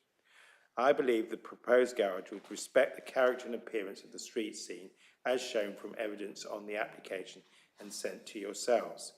This part of the street scene is staggered and our proposed garage is sited the same distance away from the highway as our neighbour's garage.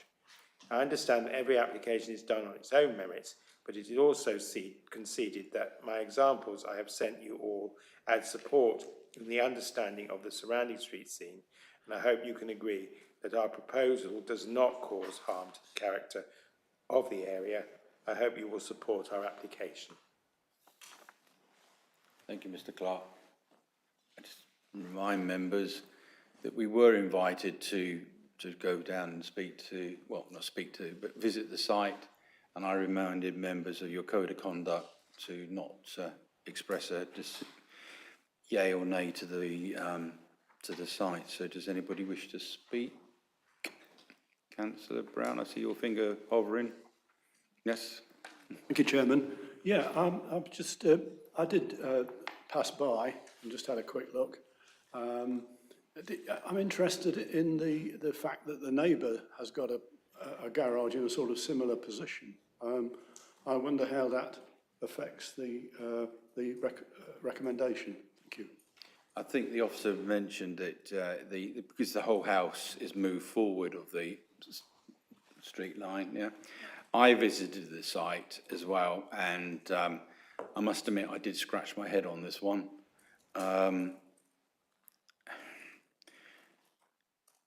I can see where he's coming from, I can see where the officers are coming from, and yes, the hedge is not evergreen, and as the officer just quite rightly said, if they were to sell the house, somebody could go down with a chainsaw and take down the trees, the hedge, and then you would see it.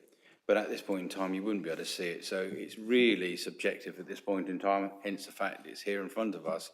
I took the opportunity to speak to the local ward councillor last night, and though he couldn't make it today because he's got a prior commitment, he did say to me, you know, can you seriously look at this one? And I said, well, you know, I'm not going to prejudge anything. I'm not going to take on anybody's, you know, what you're saying, but I'm just, that's why I think Mr. Lurie did contact. And I think what is very telling is that nobody's complained about what he wants to do.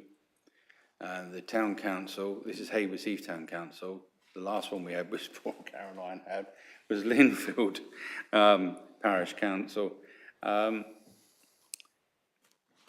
Members, it is up for refusal. It's Councillor Sweatman. Thank you, Chairman. Yes, I can see what you were just saying there, but I feel that we must be consistent with our planning policies. I agree with the officer that it is forward of the building line, and those trees could easily be removed at some case, in which case it would be out of character with the area and detrimental to the street scene. Okay, those trees may be there forever and a day, but I think you must be consistent. If we have other applications come in on a similar thing and refuse that and say, well, he had that, but why aren't you granting permission for this one? So I do think we have to be consistent. I do feel sorry for the applicant, but I've always tried to be consistent with policies, and I think that's the way we should go. So I do support the officer's recommendation on this one, Chairman. Thank you. Yeah, I hear where you're coming from, Councillor Sweatman, because we had one of these in Balcombe, which came in front of the previous council's committee, and I spoke, so I needed to know what the policy was, because it was not in the conservation area, it was in front of the forward line.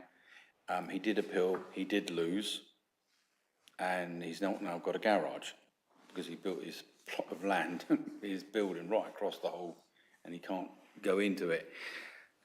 I have no other speakers, so the recommendation is to refuse. Can I have a, you indicate, a green if you agree with the officer's recommendation, if you don't agree with the officer's recommendation. Go green.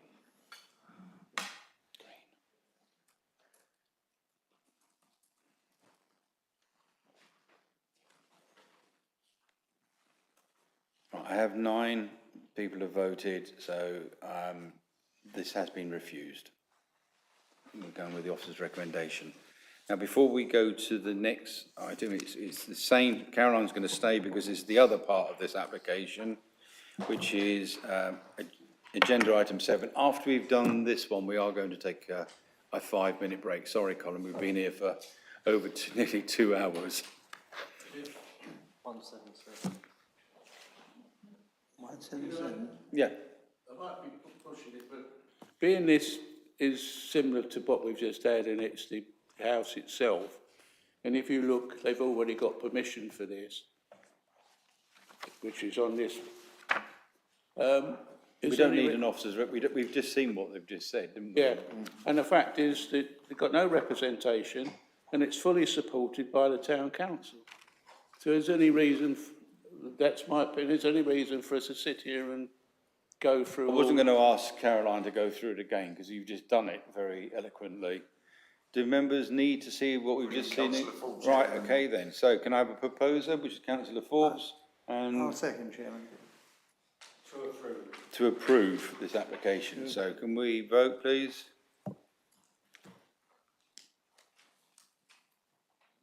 One more to vote. Right, 100%. Thank you. This been approved. Thank you. Thank you. Thank you, Karen. We are going to take a 5-minute break.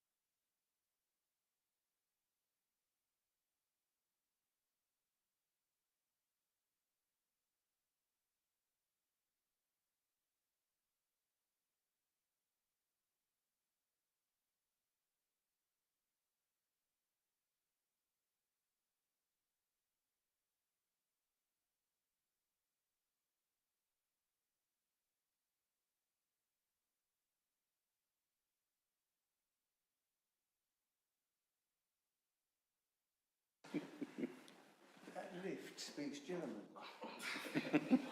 The woman says, Get in, Faust floor. Get in, the van. Right. Okay, I think after this one, I think we're on course for our normal dinner. agendas. Yeah. Right, so, welcome back, everybody. I think it was needed. We've done 2 hours. This is item 14. This is 18 The Grange, Hurstbeard Point, Sussex, West Sussex, and I think this one's yours, Andy.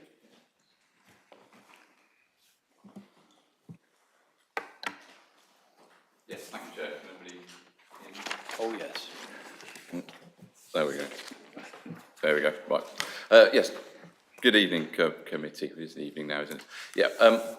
So this is an application at 18 The Grange in Hurstbeard Point, and it says on the screen this is a retrospective application for a loft conversion with a dormer window and balcony. I'll run through a quick presentation and give a little bit of context and background. So the Grange is a comparatively new residential development to the west of Hurstbeard Point, the site outlined in red there. This was constructed in the mid-2000s, planning permission was granted in 2004. Of relevance, I suppose, at the time was that when it was approved, permitted development rights, those rights which allow planning, allow development of properties without requiring planning permission, were removed from all properties. So at the time of the development which we're going to be talking about, planning permission would have been required for its construction. This is a closer look at the site of the property, a large attached house, slightly back from the road. You'll see the hatched area on the roof. This is the dormer window, which we will be talking about. So this is the dormer window rear elevation. Got some photos later on. As you notice, obviously a retrospective application. So it is already built. What we can see obviously is a large flat roof dormer window. Those parts on the left-hand side, as we look at it, they are patio doors which lead onto a balcony, but which does not project beyond the face of that dormer window. Showing a floor plan as built. So the dormer window serves a bedroom with ensuite, small area, and you can see that balcony indicated there. The context of this application is of some relevance. So we have here some comparison elevations. What we see at the top is what has actually been constructed and what we're asking members to consider tonight, and I'll come on to that in a moment. The history is that actually a planning permission was granted a number of years ago for loft conversions at this property, and that's the second line of elevations you see with the two sort of separate dormer windows with the pitched roof and the small dormer window. That was granted planning permission by this council. Thereafter, the development took place, but what was constructed was what we see at the top, and as I say, is what this application is considering today.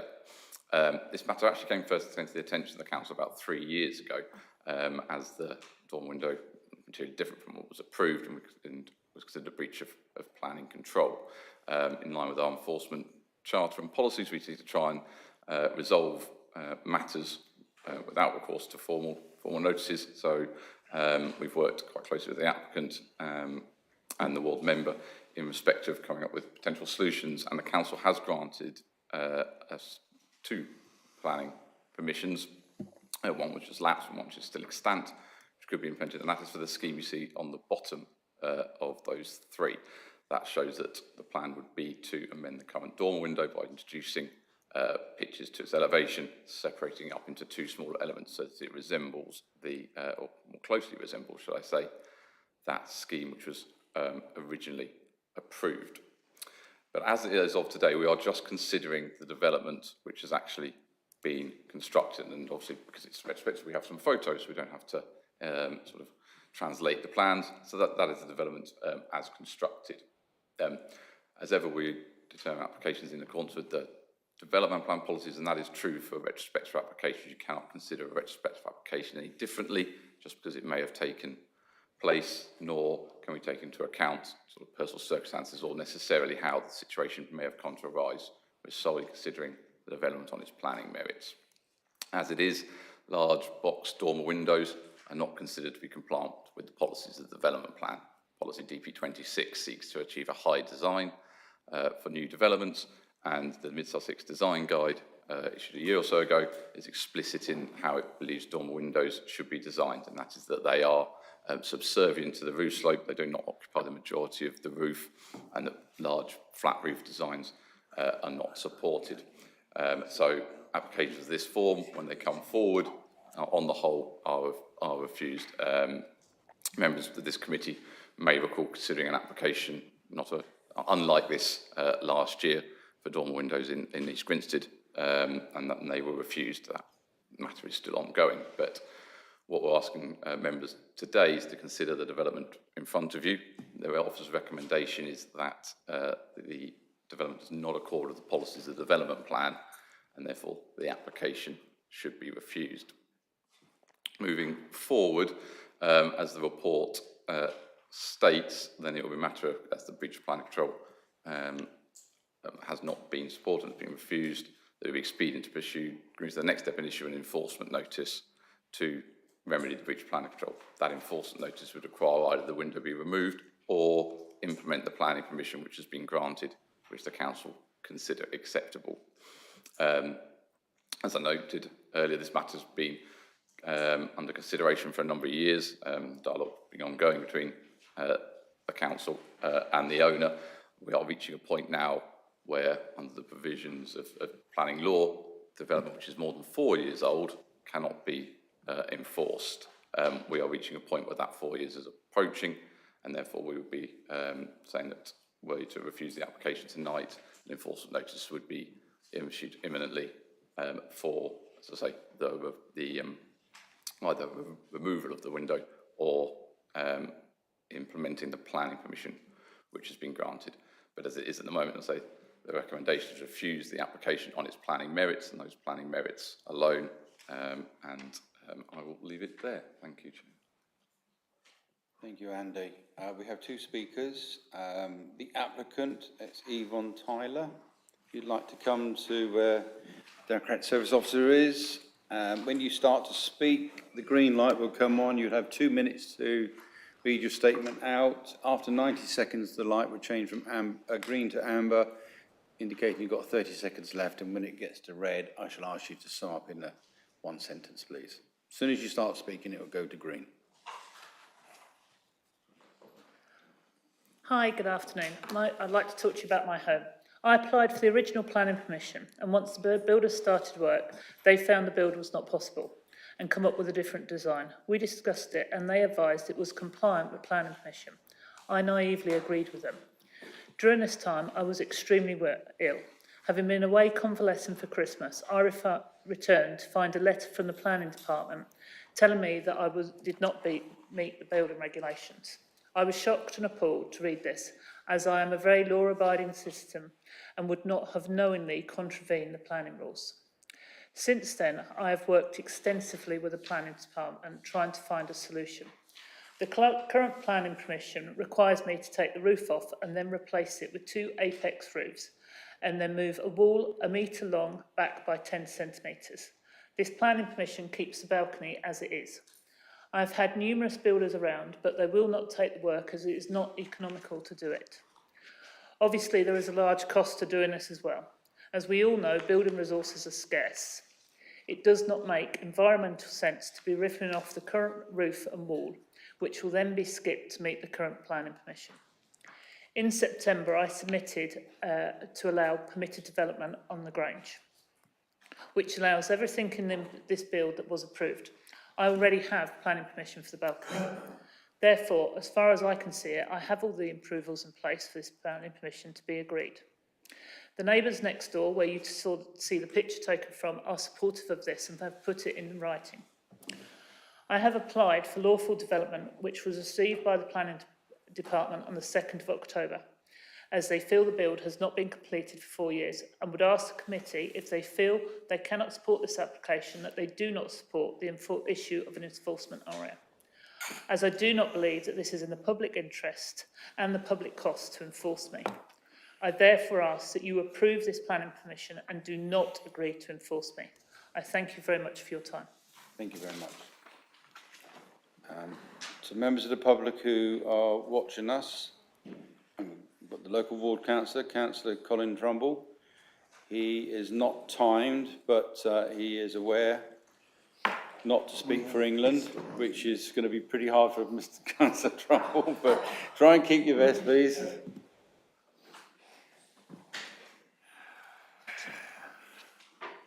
You're live. Thank you, Chairman. I'm not sure I know what you mean. I shall be succinct as always. There is, as we have heard, a long history to this development dating back to 2018. I would emphasise that this is the first time that the applicant has sought planning permission for the extension as it now stands. It is not, therefore, a resubmission as implied in the parish observations. After planning permission was originally granted under DM 18-1404, as you've heard, the builder suggested it would be easier and more aesthetically pleasing to build the current structure rather than the agreed structure, so it was built as it now stands. As the builder suggested this, Ms. Tyler was unaware it would breach planning regulations. She appreciates that ignorance is no defence. I would add that the builder is no longer in business. The illustration shown by the officer, this one, actually shows, hang on, I've lost myself. It actually shows it from an angle which, to my mind, gives a false perspective. It also shows a patio door on the illustrations given earlier, plan illustrations. That patio door was never built. So I would suggest that is not as you see it from the path and further back. And that gives a false representation of size. At the time of construction, there were no permitted development rights on the Grange. Had there been so, that extension could well have fallen within permitted development rights. At 22.56 cubic metres, it's within the 50 cubic metre requirement outlined on the planning portal for roof extensions on a detached house. The balcony mentioned several times in the officer's report, you can see it's a recessed balcony. It does not extend out from the building line. It's not, therefore, a projecting balcony, and in no way resembles the balcony illustrations on the planning portal. It's questionable, therefore, that it is a balcony as defined on the planning portal. I'm not sure how you'll define it, but it doesn't seem to be a balcony in your pure sense. Perhaps it's an open dormer. Overlooking is always a consideration with such an extension. The officer concludes in his report that there's no significant overlooking of neighbouring gardens.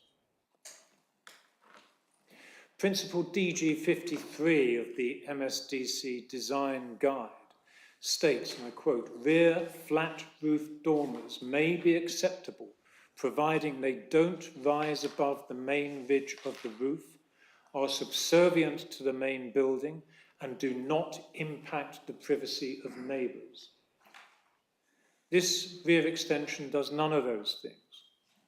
It could be seen, therefore, that the existing structure falls within the requirements of DG 53 and does not contravene the requirements of the planning portal. I've looked through the National Design Guide, which has been referenced by the officer in his report.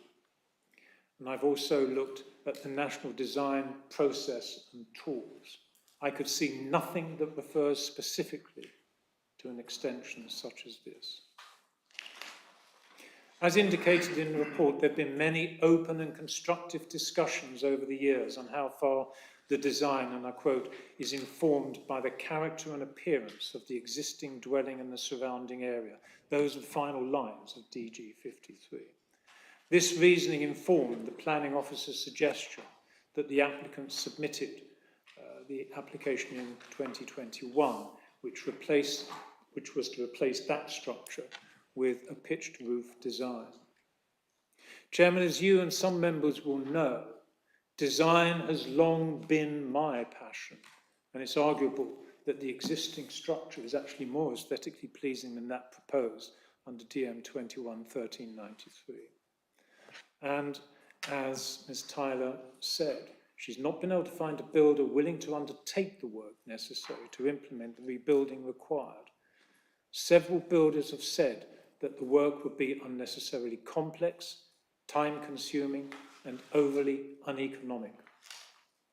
And in addition, it's been said by some of the builders, and I know this, that implementing that planning application of 2021 with the necessary demolition work would result in environmental harm for no appreciable aesthetic or community gain. The officers mention in the report that that is not a planning consideration. However, it is a very real and a very practical consideration. The Grange was given permitted development rights on the 21st of September 21, and as such, if the applicant were to build this extension now, it could well come under permitted development rights.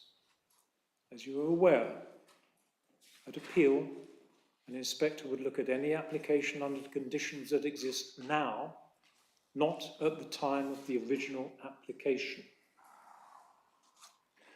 Overall, there's a balance in this case, and that is why Councillor Bennett and I called for this to be considered by this committee.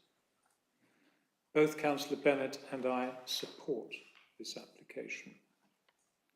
It's not for me to tell you how you should vote on this application, but I would ask that you carefully weigh the issues of this long-standing case.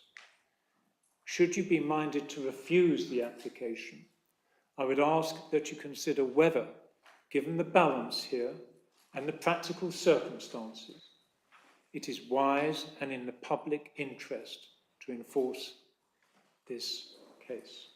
Thank you. Thank you, Councillor Trumbull.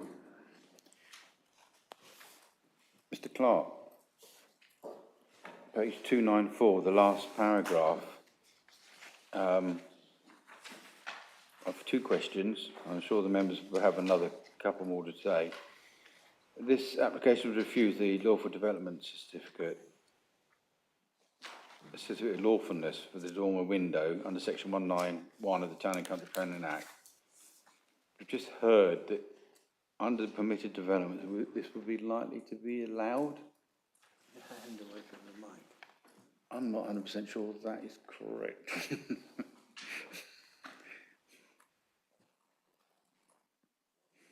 Thank you. Yes, thank you, Chair. Yes, I'd like to clarify the position regarding permitted development. So obviously, were this to be built today, would this require planning permission? The council and the officers' opinion, yes, it would. Yes, it falls within the criteria in terms of its cubic volume and material construction. However, it would consist of a balcony for the purposes of the general permitted development order. And any construction which includes a balcony or raised terrace, as referred to in the order, requires permission. A balcony is described further in the technical guidance which accompanies the GPDO. This dates back from 2015. It is any structure which means you can step forward of the roof slope. So in this respect, this projects forward, and there has been some number of case laws which consider the balconies of this form, or what used to be referred to as cabrio-style balconies. I don't know if members are aware of those. Those are sort of ones which fold out. They might look like a roof light to start with, but you can open them up and step forward. They're also balconies and are considered to contravene the requirements of that element of the GPDO. So in a simple answer to the Chair's question, yeah, if this were to come forward today, we would still think it would require planning permission, and the recommendation would be the same, as they would ask members to consider on its planning merits and that alone. And we can come on to the other elements later if you wish. The other question is, we just heard from Councillor Trumbull, if we were to refuse it but not proceed with the enforcement, would that effectively give it permission? As I mentioned in my original presentation, yes, after a period of 4 years, which is close to it, and I don't think there's any dispute between ourselves and the owner about that, yes, it would just become lawful by default. The council would be immune from taking any enforcement action. Obviously, that's not a situation the council really wants to find itself in. If it refuses a planning application, we should be able to address the breach of planning control. Okay, thank you. Members, you may recall, and it was this committee, I don't think you were on it, Councillor Sane, at the time. We had this, an application in East Grinstead as referenced by the officer, where the applicant decided that he didn't want 2 small dormers, he wanted 2 really big dormers. And it was Debbie Lynn, I think, was the officer, wasn't it, correct? And, you know, though we were sympathetic, we had to, you know, be true to ourselves. And as Councillor Sweatman just said on the previous application, you know, we've got to be consistent. So I'm open to what members wish to say. I have my Vice Chairman who's indicated first. Thank you, Chairman. Well, this is one of the situations where being on a planning committee is not a very happy place. I will remember 9 months ago we had a case where a gentleman had planning permission to convert a barn, but instead of converting it, he knocked it down, and he was 65 and he'd got a hell of a mortgage, but unfortunately he built a house which he didn't have planning permission for. And this is the situation here. We have got a dormer window which doesn't agree with our principles, and it doesn't have planning permission. And as much as I feel for the applicant, I'm afraid I have to go with the officers. My only addition to that would be that obviously it's a little bit difficult to get builders at the moment because there's an awful lot of work on, and I hope that we could be sensible to that fact and give the applicant time to look around and find somebody. Finally, and this is not really anything to do with the committee, having been in the building industry for a good portion of my life, I would suggest that the applicant takes legal opinion. The builder may well have been a sole trader, in which case he is not, in my experience, he is not absolved of his responsibilities. If he was a limited company, it's a different thing. So my suggestion would be that the applicant takes legal advice. And at that, Chairman, I finished. Thank you. Mr. Clark, if we do go with the recommendation and the enforcement, will there be the fact that we do refuse it and we do back the enforcement notice, does that still leave enough time potentially to find a builder to do it, or we don't go guns blazing straight away? Thanks. Yes, whilst if the application is refused, we would issue the enforcement notice fairly imminently. We have to state a period of compliance with the requirements of that notice. The notice, as to be honest, is drafted, gives 12 months. If the recipient of a notice chooses to appeal that notice, and they have grounds to appeal on a variety of grounds, not just the planning merits, that notice is held in abeyance until that appeal is heard. It is common knowledge that appeal process at the moment is taking between at least 6 to 9 months. So there would be no requirement to undertake the requirements of that notice for at least 12 months, potentially longer. Does that not affect the 4 year? No, so once the notice is issued, the council protects its position, shall we say, and that 4 years comes to an end whether or not an inspector upholds that notice or not. Okay, Councillor Eggleston. Thank you, Chairman. Just quickly on that point before I make my other point, and the appeal would be to Mid-Sussex District Council, not to a third party? No, go to the third party, plan inspector. Chairman, my point, and I think Councillor Trumbull misquoted the design guide principles. I think we're looking at DG 52, which is loft conversions and roof extensions. And when you look at the design guide, and it quite clearly sets out what is acceptable and what isn't acceptable. And whilst this is probably can't see it, whilst this is a side of a building, That one is clearly, you know, like that, closer to that than the ones that we consider acceptable. You know, I think everybody in this in the committee today has a lot of sympathy with the applicant.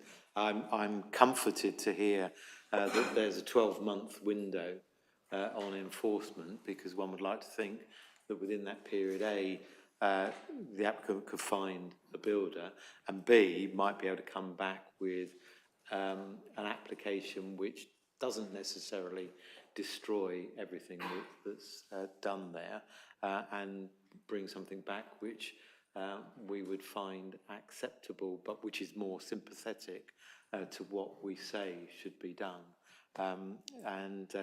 You know, regrettably, I think we have no alternative but to refuse this application. Thank you.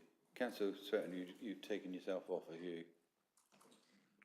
Yeah, you're back on again. My question was, Mr. Clark has just answered it about the 4-year. Does that negate? And obviously, if the lady over there was building is, if she went to appeal, that would give her more time. Give her at least another year, they reckon. At least another year. So that would give you plenty of time rather than be forced to find somebody next week. Not find a builder. Sorry. Yeah. The recommendation is to refuse. It is on page 293. I will read this one out. It is recommended that permission be refused for the reasons set out in Appendix A, and that enforcement notice be issued. Can I have a proposer? I propose. And the seconder? Councillor Eggleston. Right, could we all vote, please, on the proposal to refuse?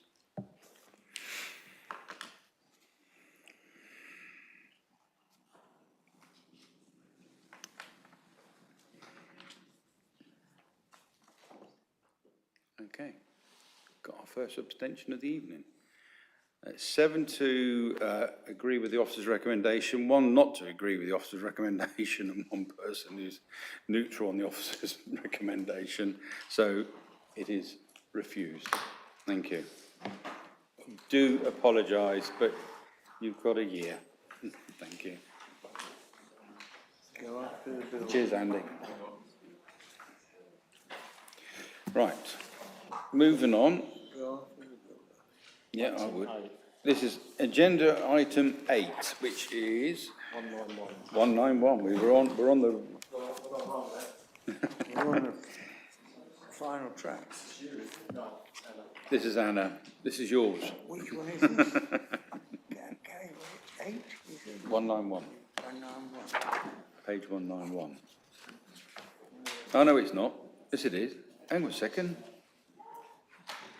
Which one are we doing? Item 8. 191. Item 8. Who's doing the... Oh, you're doing the other one. Hold on. We're doing Hickland's Lane first, Chairman. The 2 people up in the... Oh, right, okay. Do you want... Could we swap to 12? You're doing both of these? Yeah. Sorry about that. We're going to do item 12, because they've been waiting for hours, and I did say, I think you're... I saw Anna there, you see. Nice. Okay, yeah, we'll do the marks, not a problem. Right, so this is page 261. Your part of the world. Sure. I'm sure. You're happy with I'm that? happy with that one. 261, land south of 2527 Hoyt High.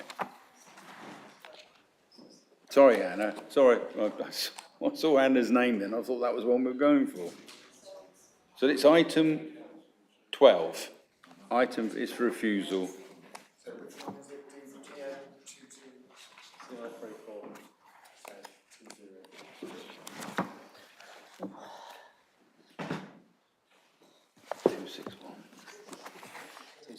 Yeah. Anna. Thank you, Chairman. Sorry about that, Just shuffled throwing you my in the deep papers end. about, so I'm ready now. Right, so this application is for prior approval for a telecoms mast and associated cabinets at a site on a triangular site of land which is in the ownership of Mid Sussex District Council.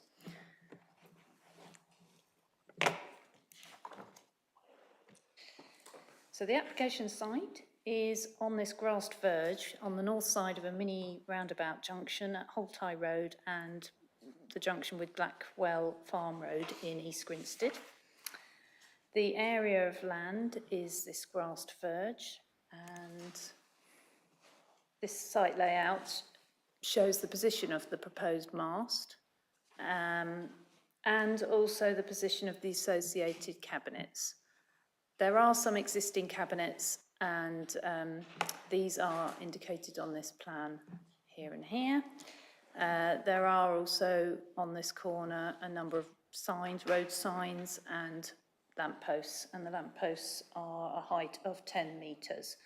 The pole that we are considering originally was 18 metres high.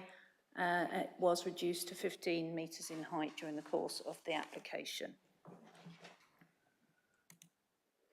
So here we have the elevation of the 15-metre high pole, and the respective height of the lampposts is shown here, and also the heights of the existing cabinets and then these proposed new cabinets. Here is a photo taken on a dull day looking towards the site itself, and beyond the site you can see there are a number of bungalows facing into this area and the footpath along the back of that area there.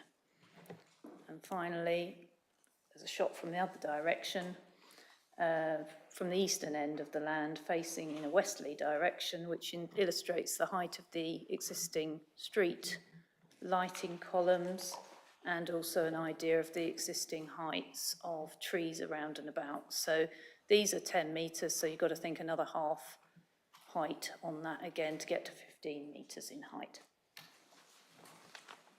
Thank you, Chairman. Thank you, Anna. We have no speakers on this, and quite a few people are not very happy about it, and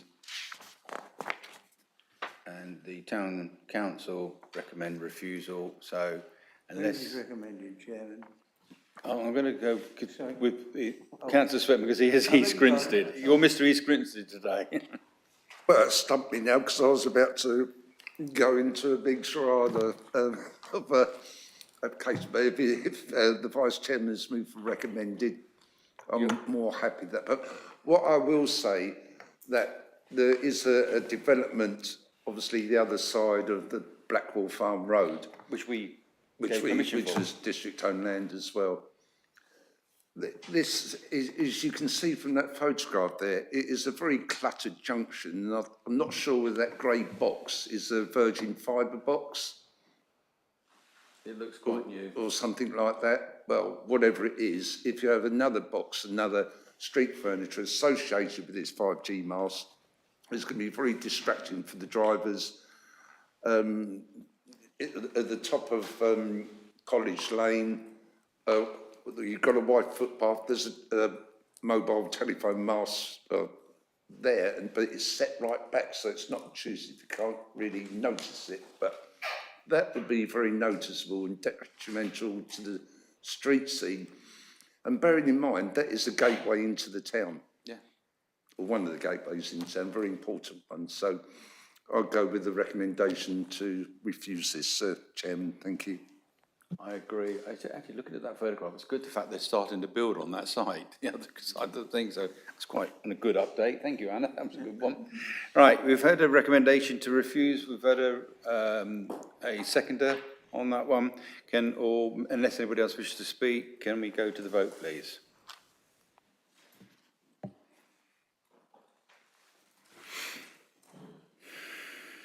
That is unanimous. It has been refused. You can now go home now if you want to. You can get your passport stamped on the way out, because this is Hayward Heath and you're East Grinstead. Thank you. Anna, do you want to do the next one while we're here? This is item 8. And this is, again, the only reason it's here, it's Mid-Sussex District Council land.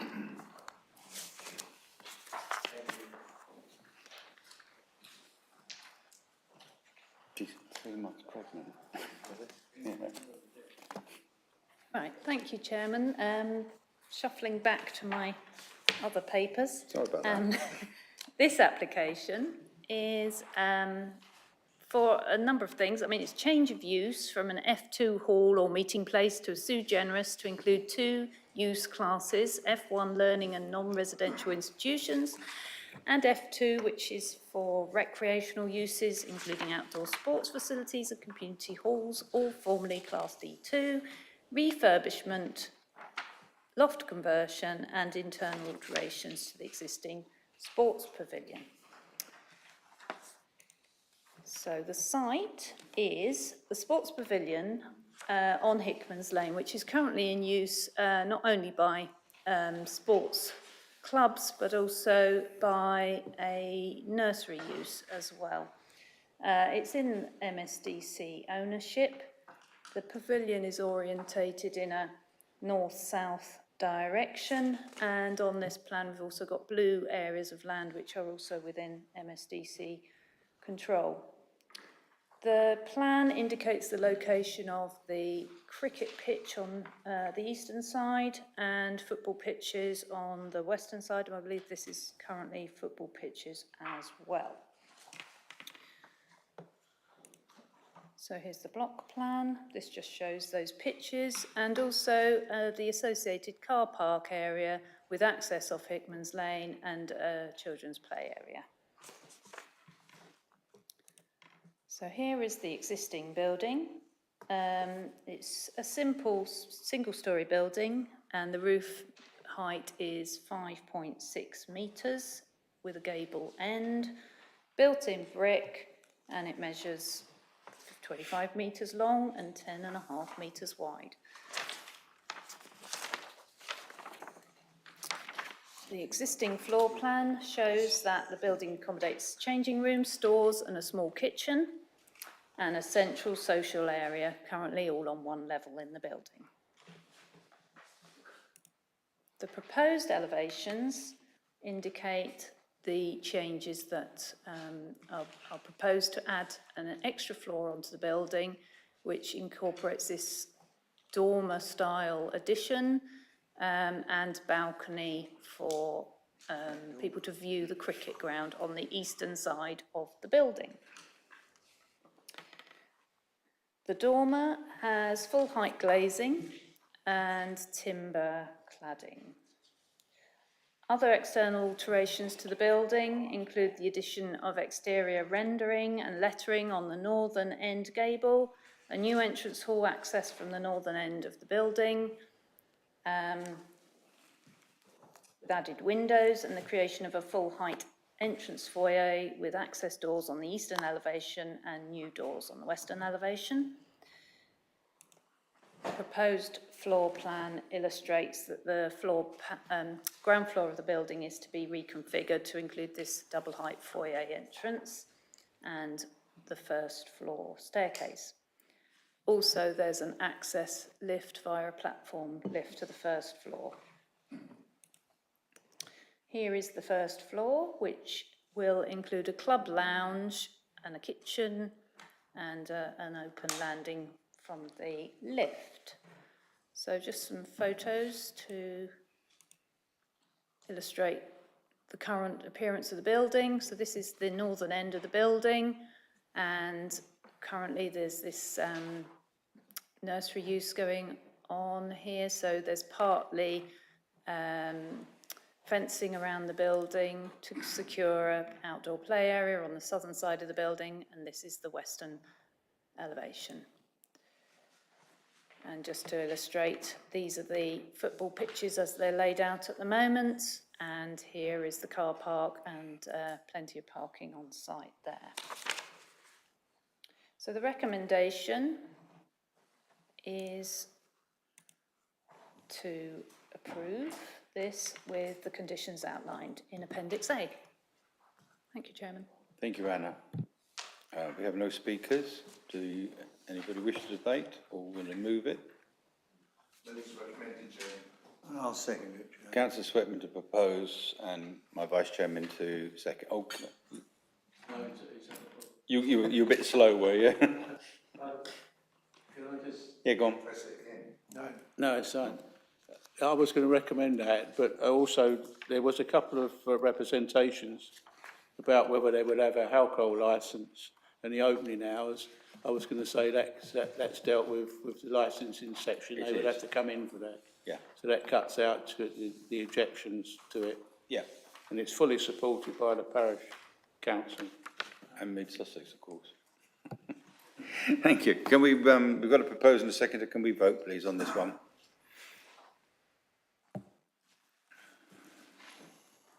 That is unanimous. Thank you very much. Thank you, Anna. That has been approved.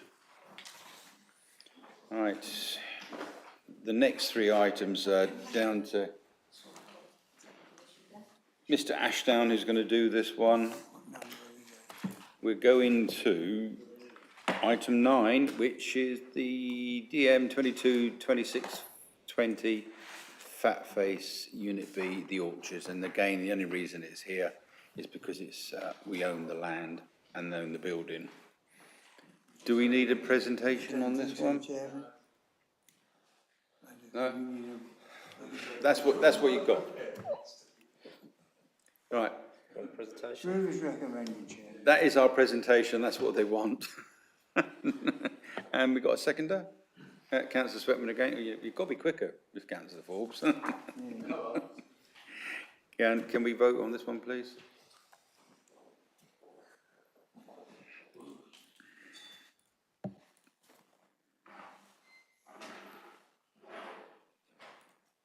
That is unanimous. That is approved.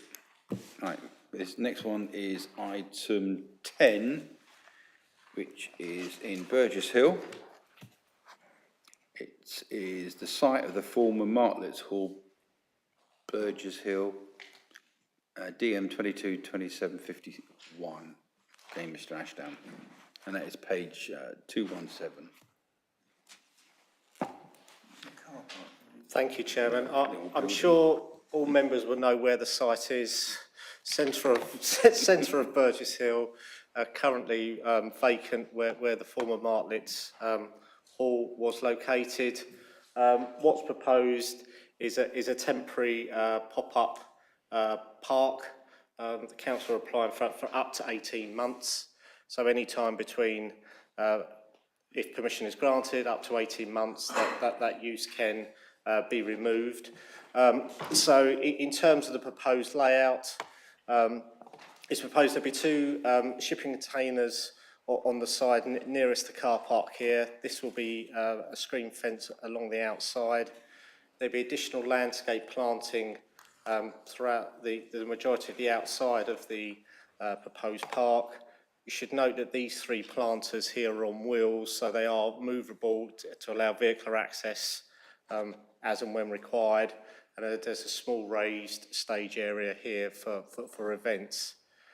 So in terms of some visualisations, this is a view from the car park. So you can see the ship's containers will be located in behind here with the screen fencing. You can see the two table tennises, you can see the raised platform, the movable planters here, and all this additional planting that will go in. And there's another visualisation, Chairman. So as set out in the report, officers are content that the proposal will actually bring certainly short-term enhancement to this part of town, provide a good community facility, and most importantly, it would not hinder the delivery of the wider town centre development that's already been granted permission, as this is a temporary consent and can be removed at any time, and that is in the control of the council as it is council-owned land, Chairman. Thank you. Thank you. Do you wish to speak, Councillor Eccleston? I thought you might. Certainly do. Thank you, Chairman. First of all, as members know, I have spoken about the condition of the Martlets Hall site since I became a member of the council since 2019. So finally, as I near the end of my first 4-year term, it's better late than never. I suppose the the statement should be made. First comment I want to make is in relation to the opening preamble in our design guide, where it talks about community consultation.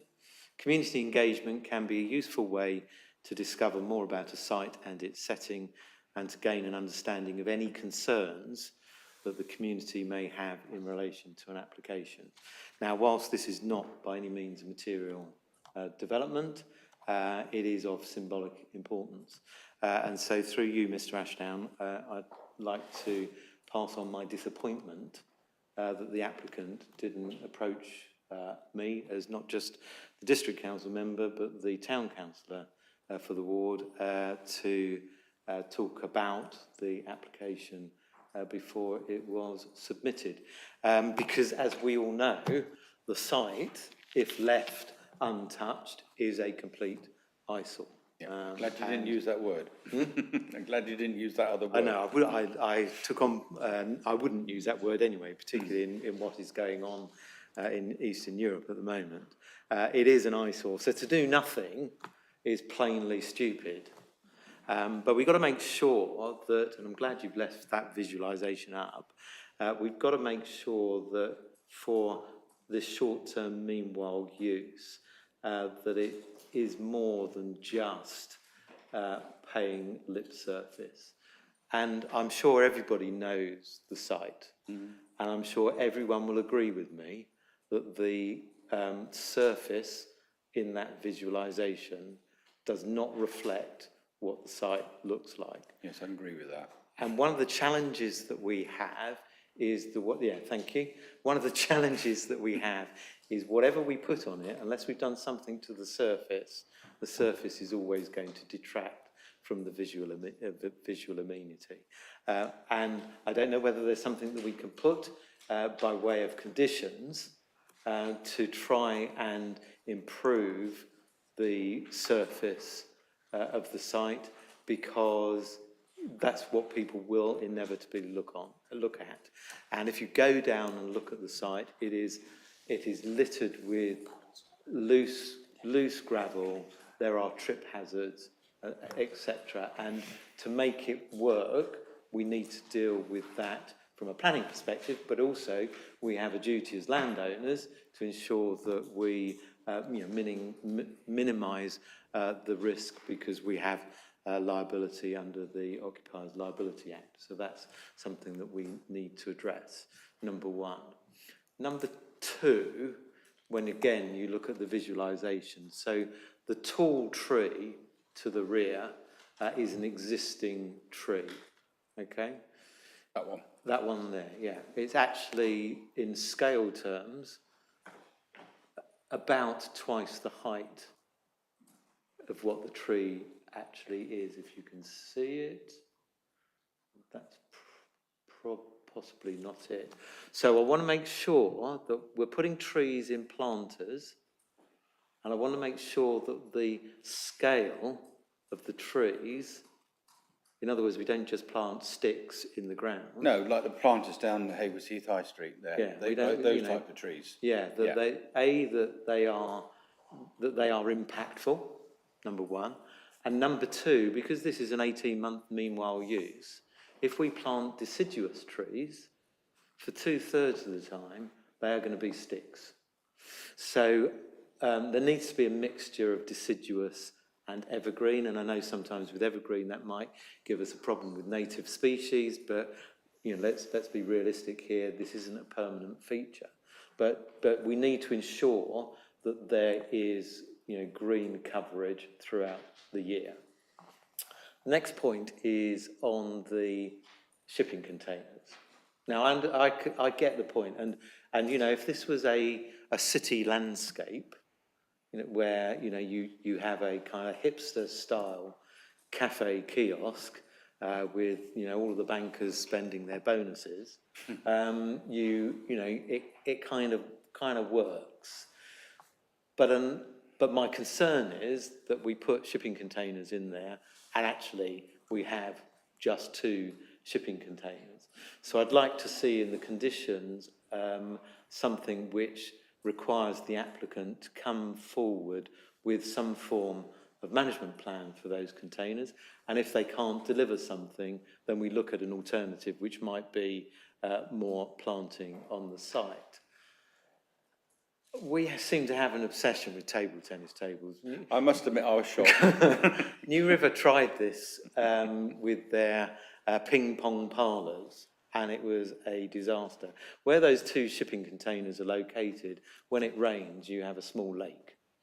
And I'm not convinced, I mean, we will get ridiculed by the residents of Burgess Hill by plonking two ping pong tables. I don't know if anybody's tried to play ordinary ping pong in the open air on a windy day, but it's good well fun, nigh not. impossible. On a point of order, I think you would be crucified for calling it ping pong. No, whiff whack. Table tennis. Table tennis, all right.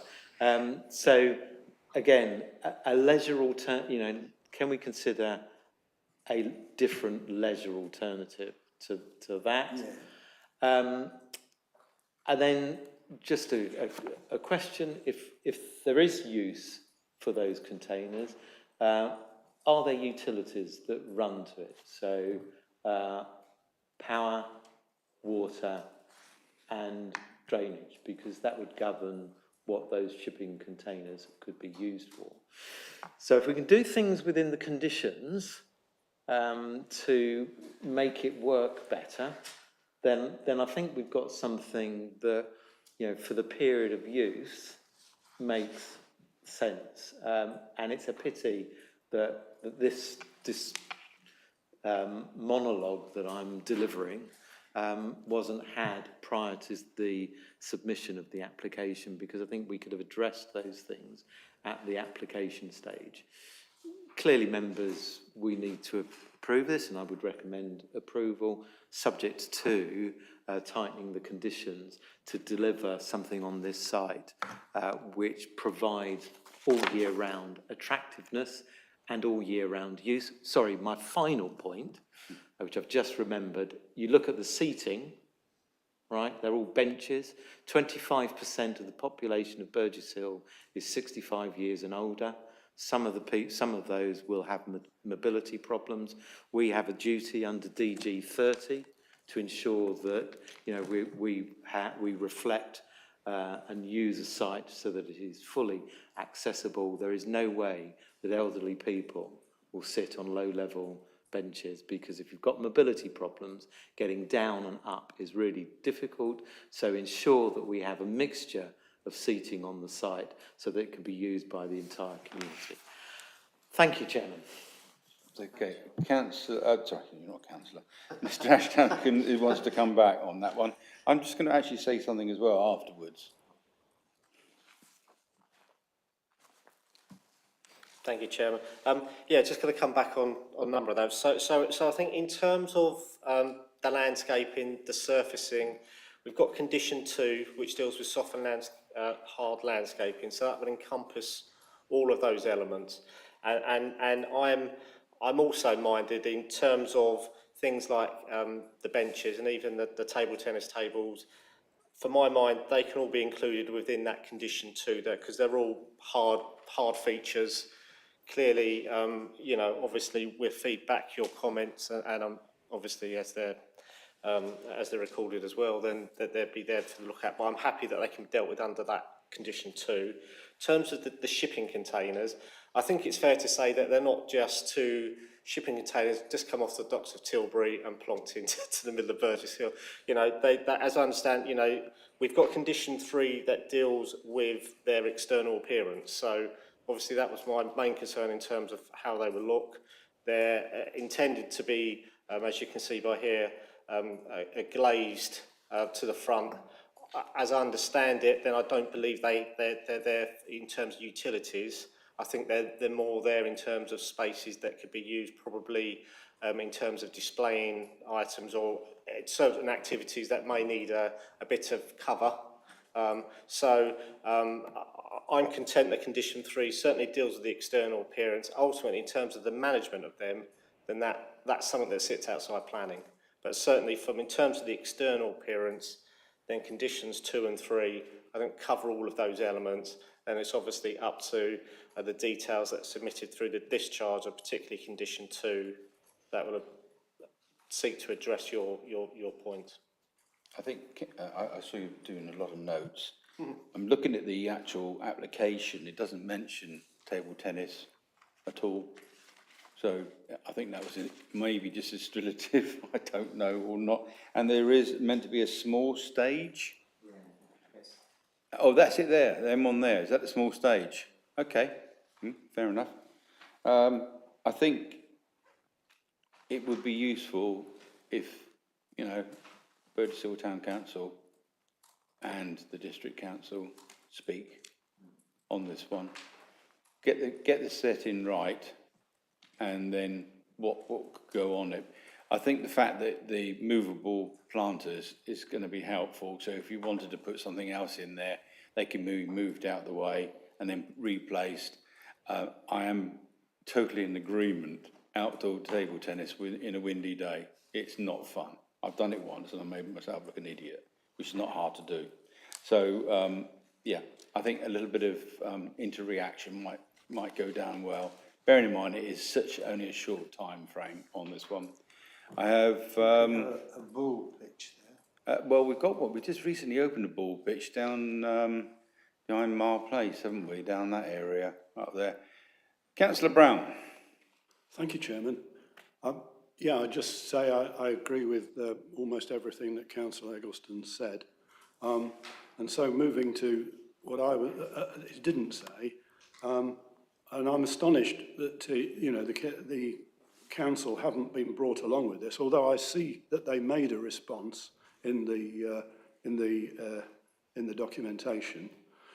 Is who's going to be responsible for this? Is it going to be who's going to water it? Who's going to keep it clean? You know, before we know where we are, it could be a complete mess and really bring the council into disrepute. We have a company called ID Verdi, which they water all our parks and open spaces, and they will water this as they do water the planters. Well, I hope they do a better job than they do on the small recreation ground in Sharpthorne. So, well, can you pass on, send your comments to the portfolio holder, because we have a very comprehensive and incredibly good, because I was the one who set it up with ID Verdi. So if you could, if there is an issue, send it to the portfolio holder, please. There is an ongoing issue. I've been dealing with the officer over the last 3 years, really, and things have been done, but in terms of the regular, we're deviating now. But, you know, I'm just worried that the council might have found themselves being brought, you know, being criticised. There's one letter of representation about that, and saying it's a waste of money. I mean, I don't like trees in planters, and I thought we'd gone off those as well. You know, as on South Road in Haywards Heath. So, I really, it's only 18 months. I can't see children, unless the surface is massively improved. I can't see parents wanting their children to run around on it. I can't see anybody with a skateboard. I can't see kids cycling, you know, learning how to cycle. It would be a good place to learn how to cycle, for instance. So, I just don't see it. Thank you. Okay. That's really upsetting to hear, because we've got a huge and fantastic, probably the best in the district, in St John's skateboard park. Councillor Webb. Thank you. Thank you, Chairman. If it's decided to put some seating in for elderly, less mobile people, then I think signs directing people to the benches, restricting the seating to, in the first case, to the less mobile people. Thank you. Can we do that? Well, we can put signs up. Whether everybody takes any notice of it, Councillor Webb, is another thing altogether. Councillor Sane, for finally, this is your maiden speech. Thank you. Well, I fully support the Councillor Eggleston said everything about it, and once it's completed the work and it's implemented, I think it will look a better place. It will give it an uplift to the area, and it's nice and we fully support it. And obviously, he has mentioned everything that's relevant to this project. So it's a welcome. If the surface can be sorted out, Yes. because it is pretty disastrous, to say the least, at this point in time, which Thank you. Mr. Ashdown is taking notes, I can see them from here, not that I can read his writing, but it's there. Right, can I have a recommendation? Councillor Eggleston, are you going to as your ward councillor? I recommend approval, Chairman. And, no, hang on a second, here's the other ward councillor sitting over there. You're going to second it, right, okay. And take on board what councillor Brown has said as well about the planters and watering. Where are we now? Got one more to vote, somebody's not voted yet. Yeah, that was him. Right, I have 8 in favour and 1 abstention. Thank you, that is approved. Finally, on our marathon, we are going to become film stars or producers. 305. Page 305. Not that you're counting down the time. Yep, councillor, this is, I keep calling councillor, sorry. Yeah, so we want to know who's the star. It's Poirot. We don't normally have this, as I've been told, so... Yeah, thank you. I think, can I just draw members' attention to the update sheet, because there's quite an important change to the description, just a minor amendment to the description, where the reference to the use of the former Martlet's Hall area for parking isn't part of the application. I think that's quite important, and apologies for not picking that up sooner and taking it out. So yeah, what we have here, as the chairman says, it's very unusual that we bring, it's a prior approval under part 4 of the GDO to allow commercial filming, and what is required is the applicants or the proposers need to basically apply to the council to ascertain whether prior approval is required. So it is permitted development, subject to consideration of any prior approval details. And the only thing that we should consider are the dates and times of the filming, any transport highway implications, any noise impacts, any light impacts, and any flood risks. Just for your reference, in terms of the 2 areas, in terms of the filming, one is within the former Lidl's building, and one is in relation to the Heights building. Parking will be provided under the Lidl's building in terms of their existing service area and the existing service area to the rear of the Martlets. As set out in the report, officers are content on all matters that prior approval is not required, and therefore the filming can proceed on the basis of the information that has been submitted, Chairman. Thank you. You can be star and role in this one, Councillor Eggleston. You set them up.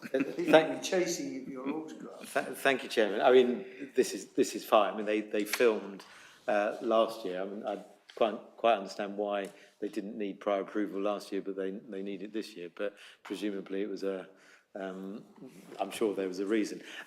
It's fine. Just as a really, as it's the last item, I hope you allow me a little bit of licence. But if you watch the ITV cop drama Grace, so the rear of What's the programme called? It's called Grace. Yeah, my wife watches that. Stars John Sim. Yeah. And the rear of the Lidl building is used as the morgue. And I have to say, when you see it on television, the way that they use camera technique and technology, because I've been around the set a couple of times, when you go in and look at it, you would think to yourself, how could you possibly film something in here to make it look like a real morgue? So, I mean, all credit to the technical crews that pull it off. So I fully support this, and you know, it's a weird way of using these buildings, but I think a little bit of glamour in Martlet shopping centre, given where we've been over the last few years, Wouldn't go amiss. is not to be ignored. I recommend approval. Should I say, my brother-in-law does film sets, and some of the things he's done for Tom Cruise. Do you wish to second this? Yes, thank you, Chairman. Okay, because it is your ward. So, can we vote, please?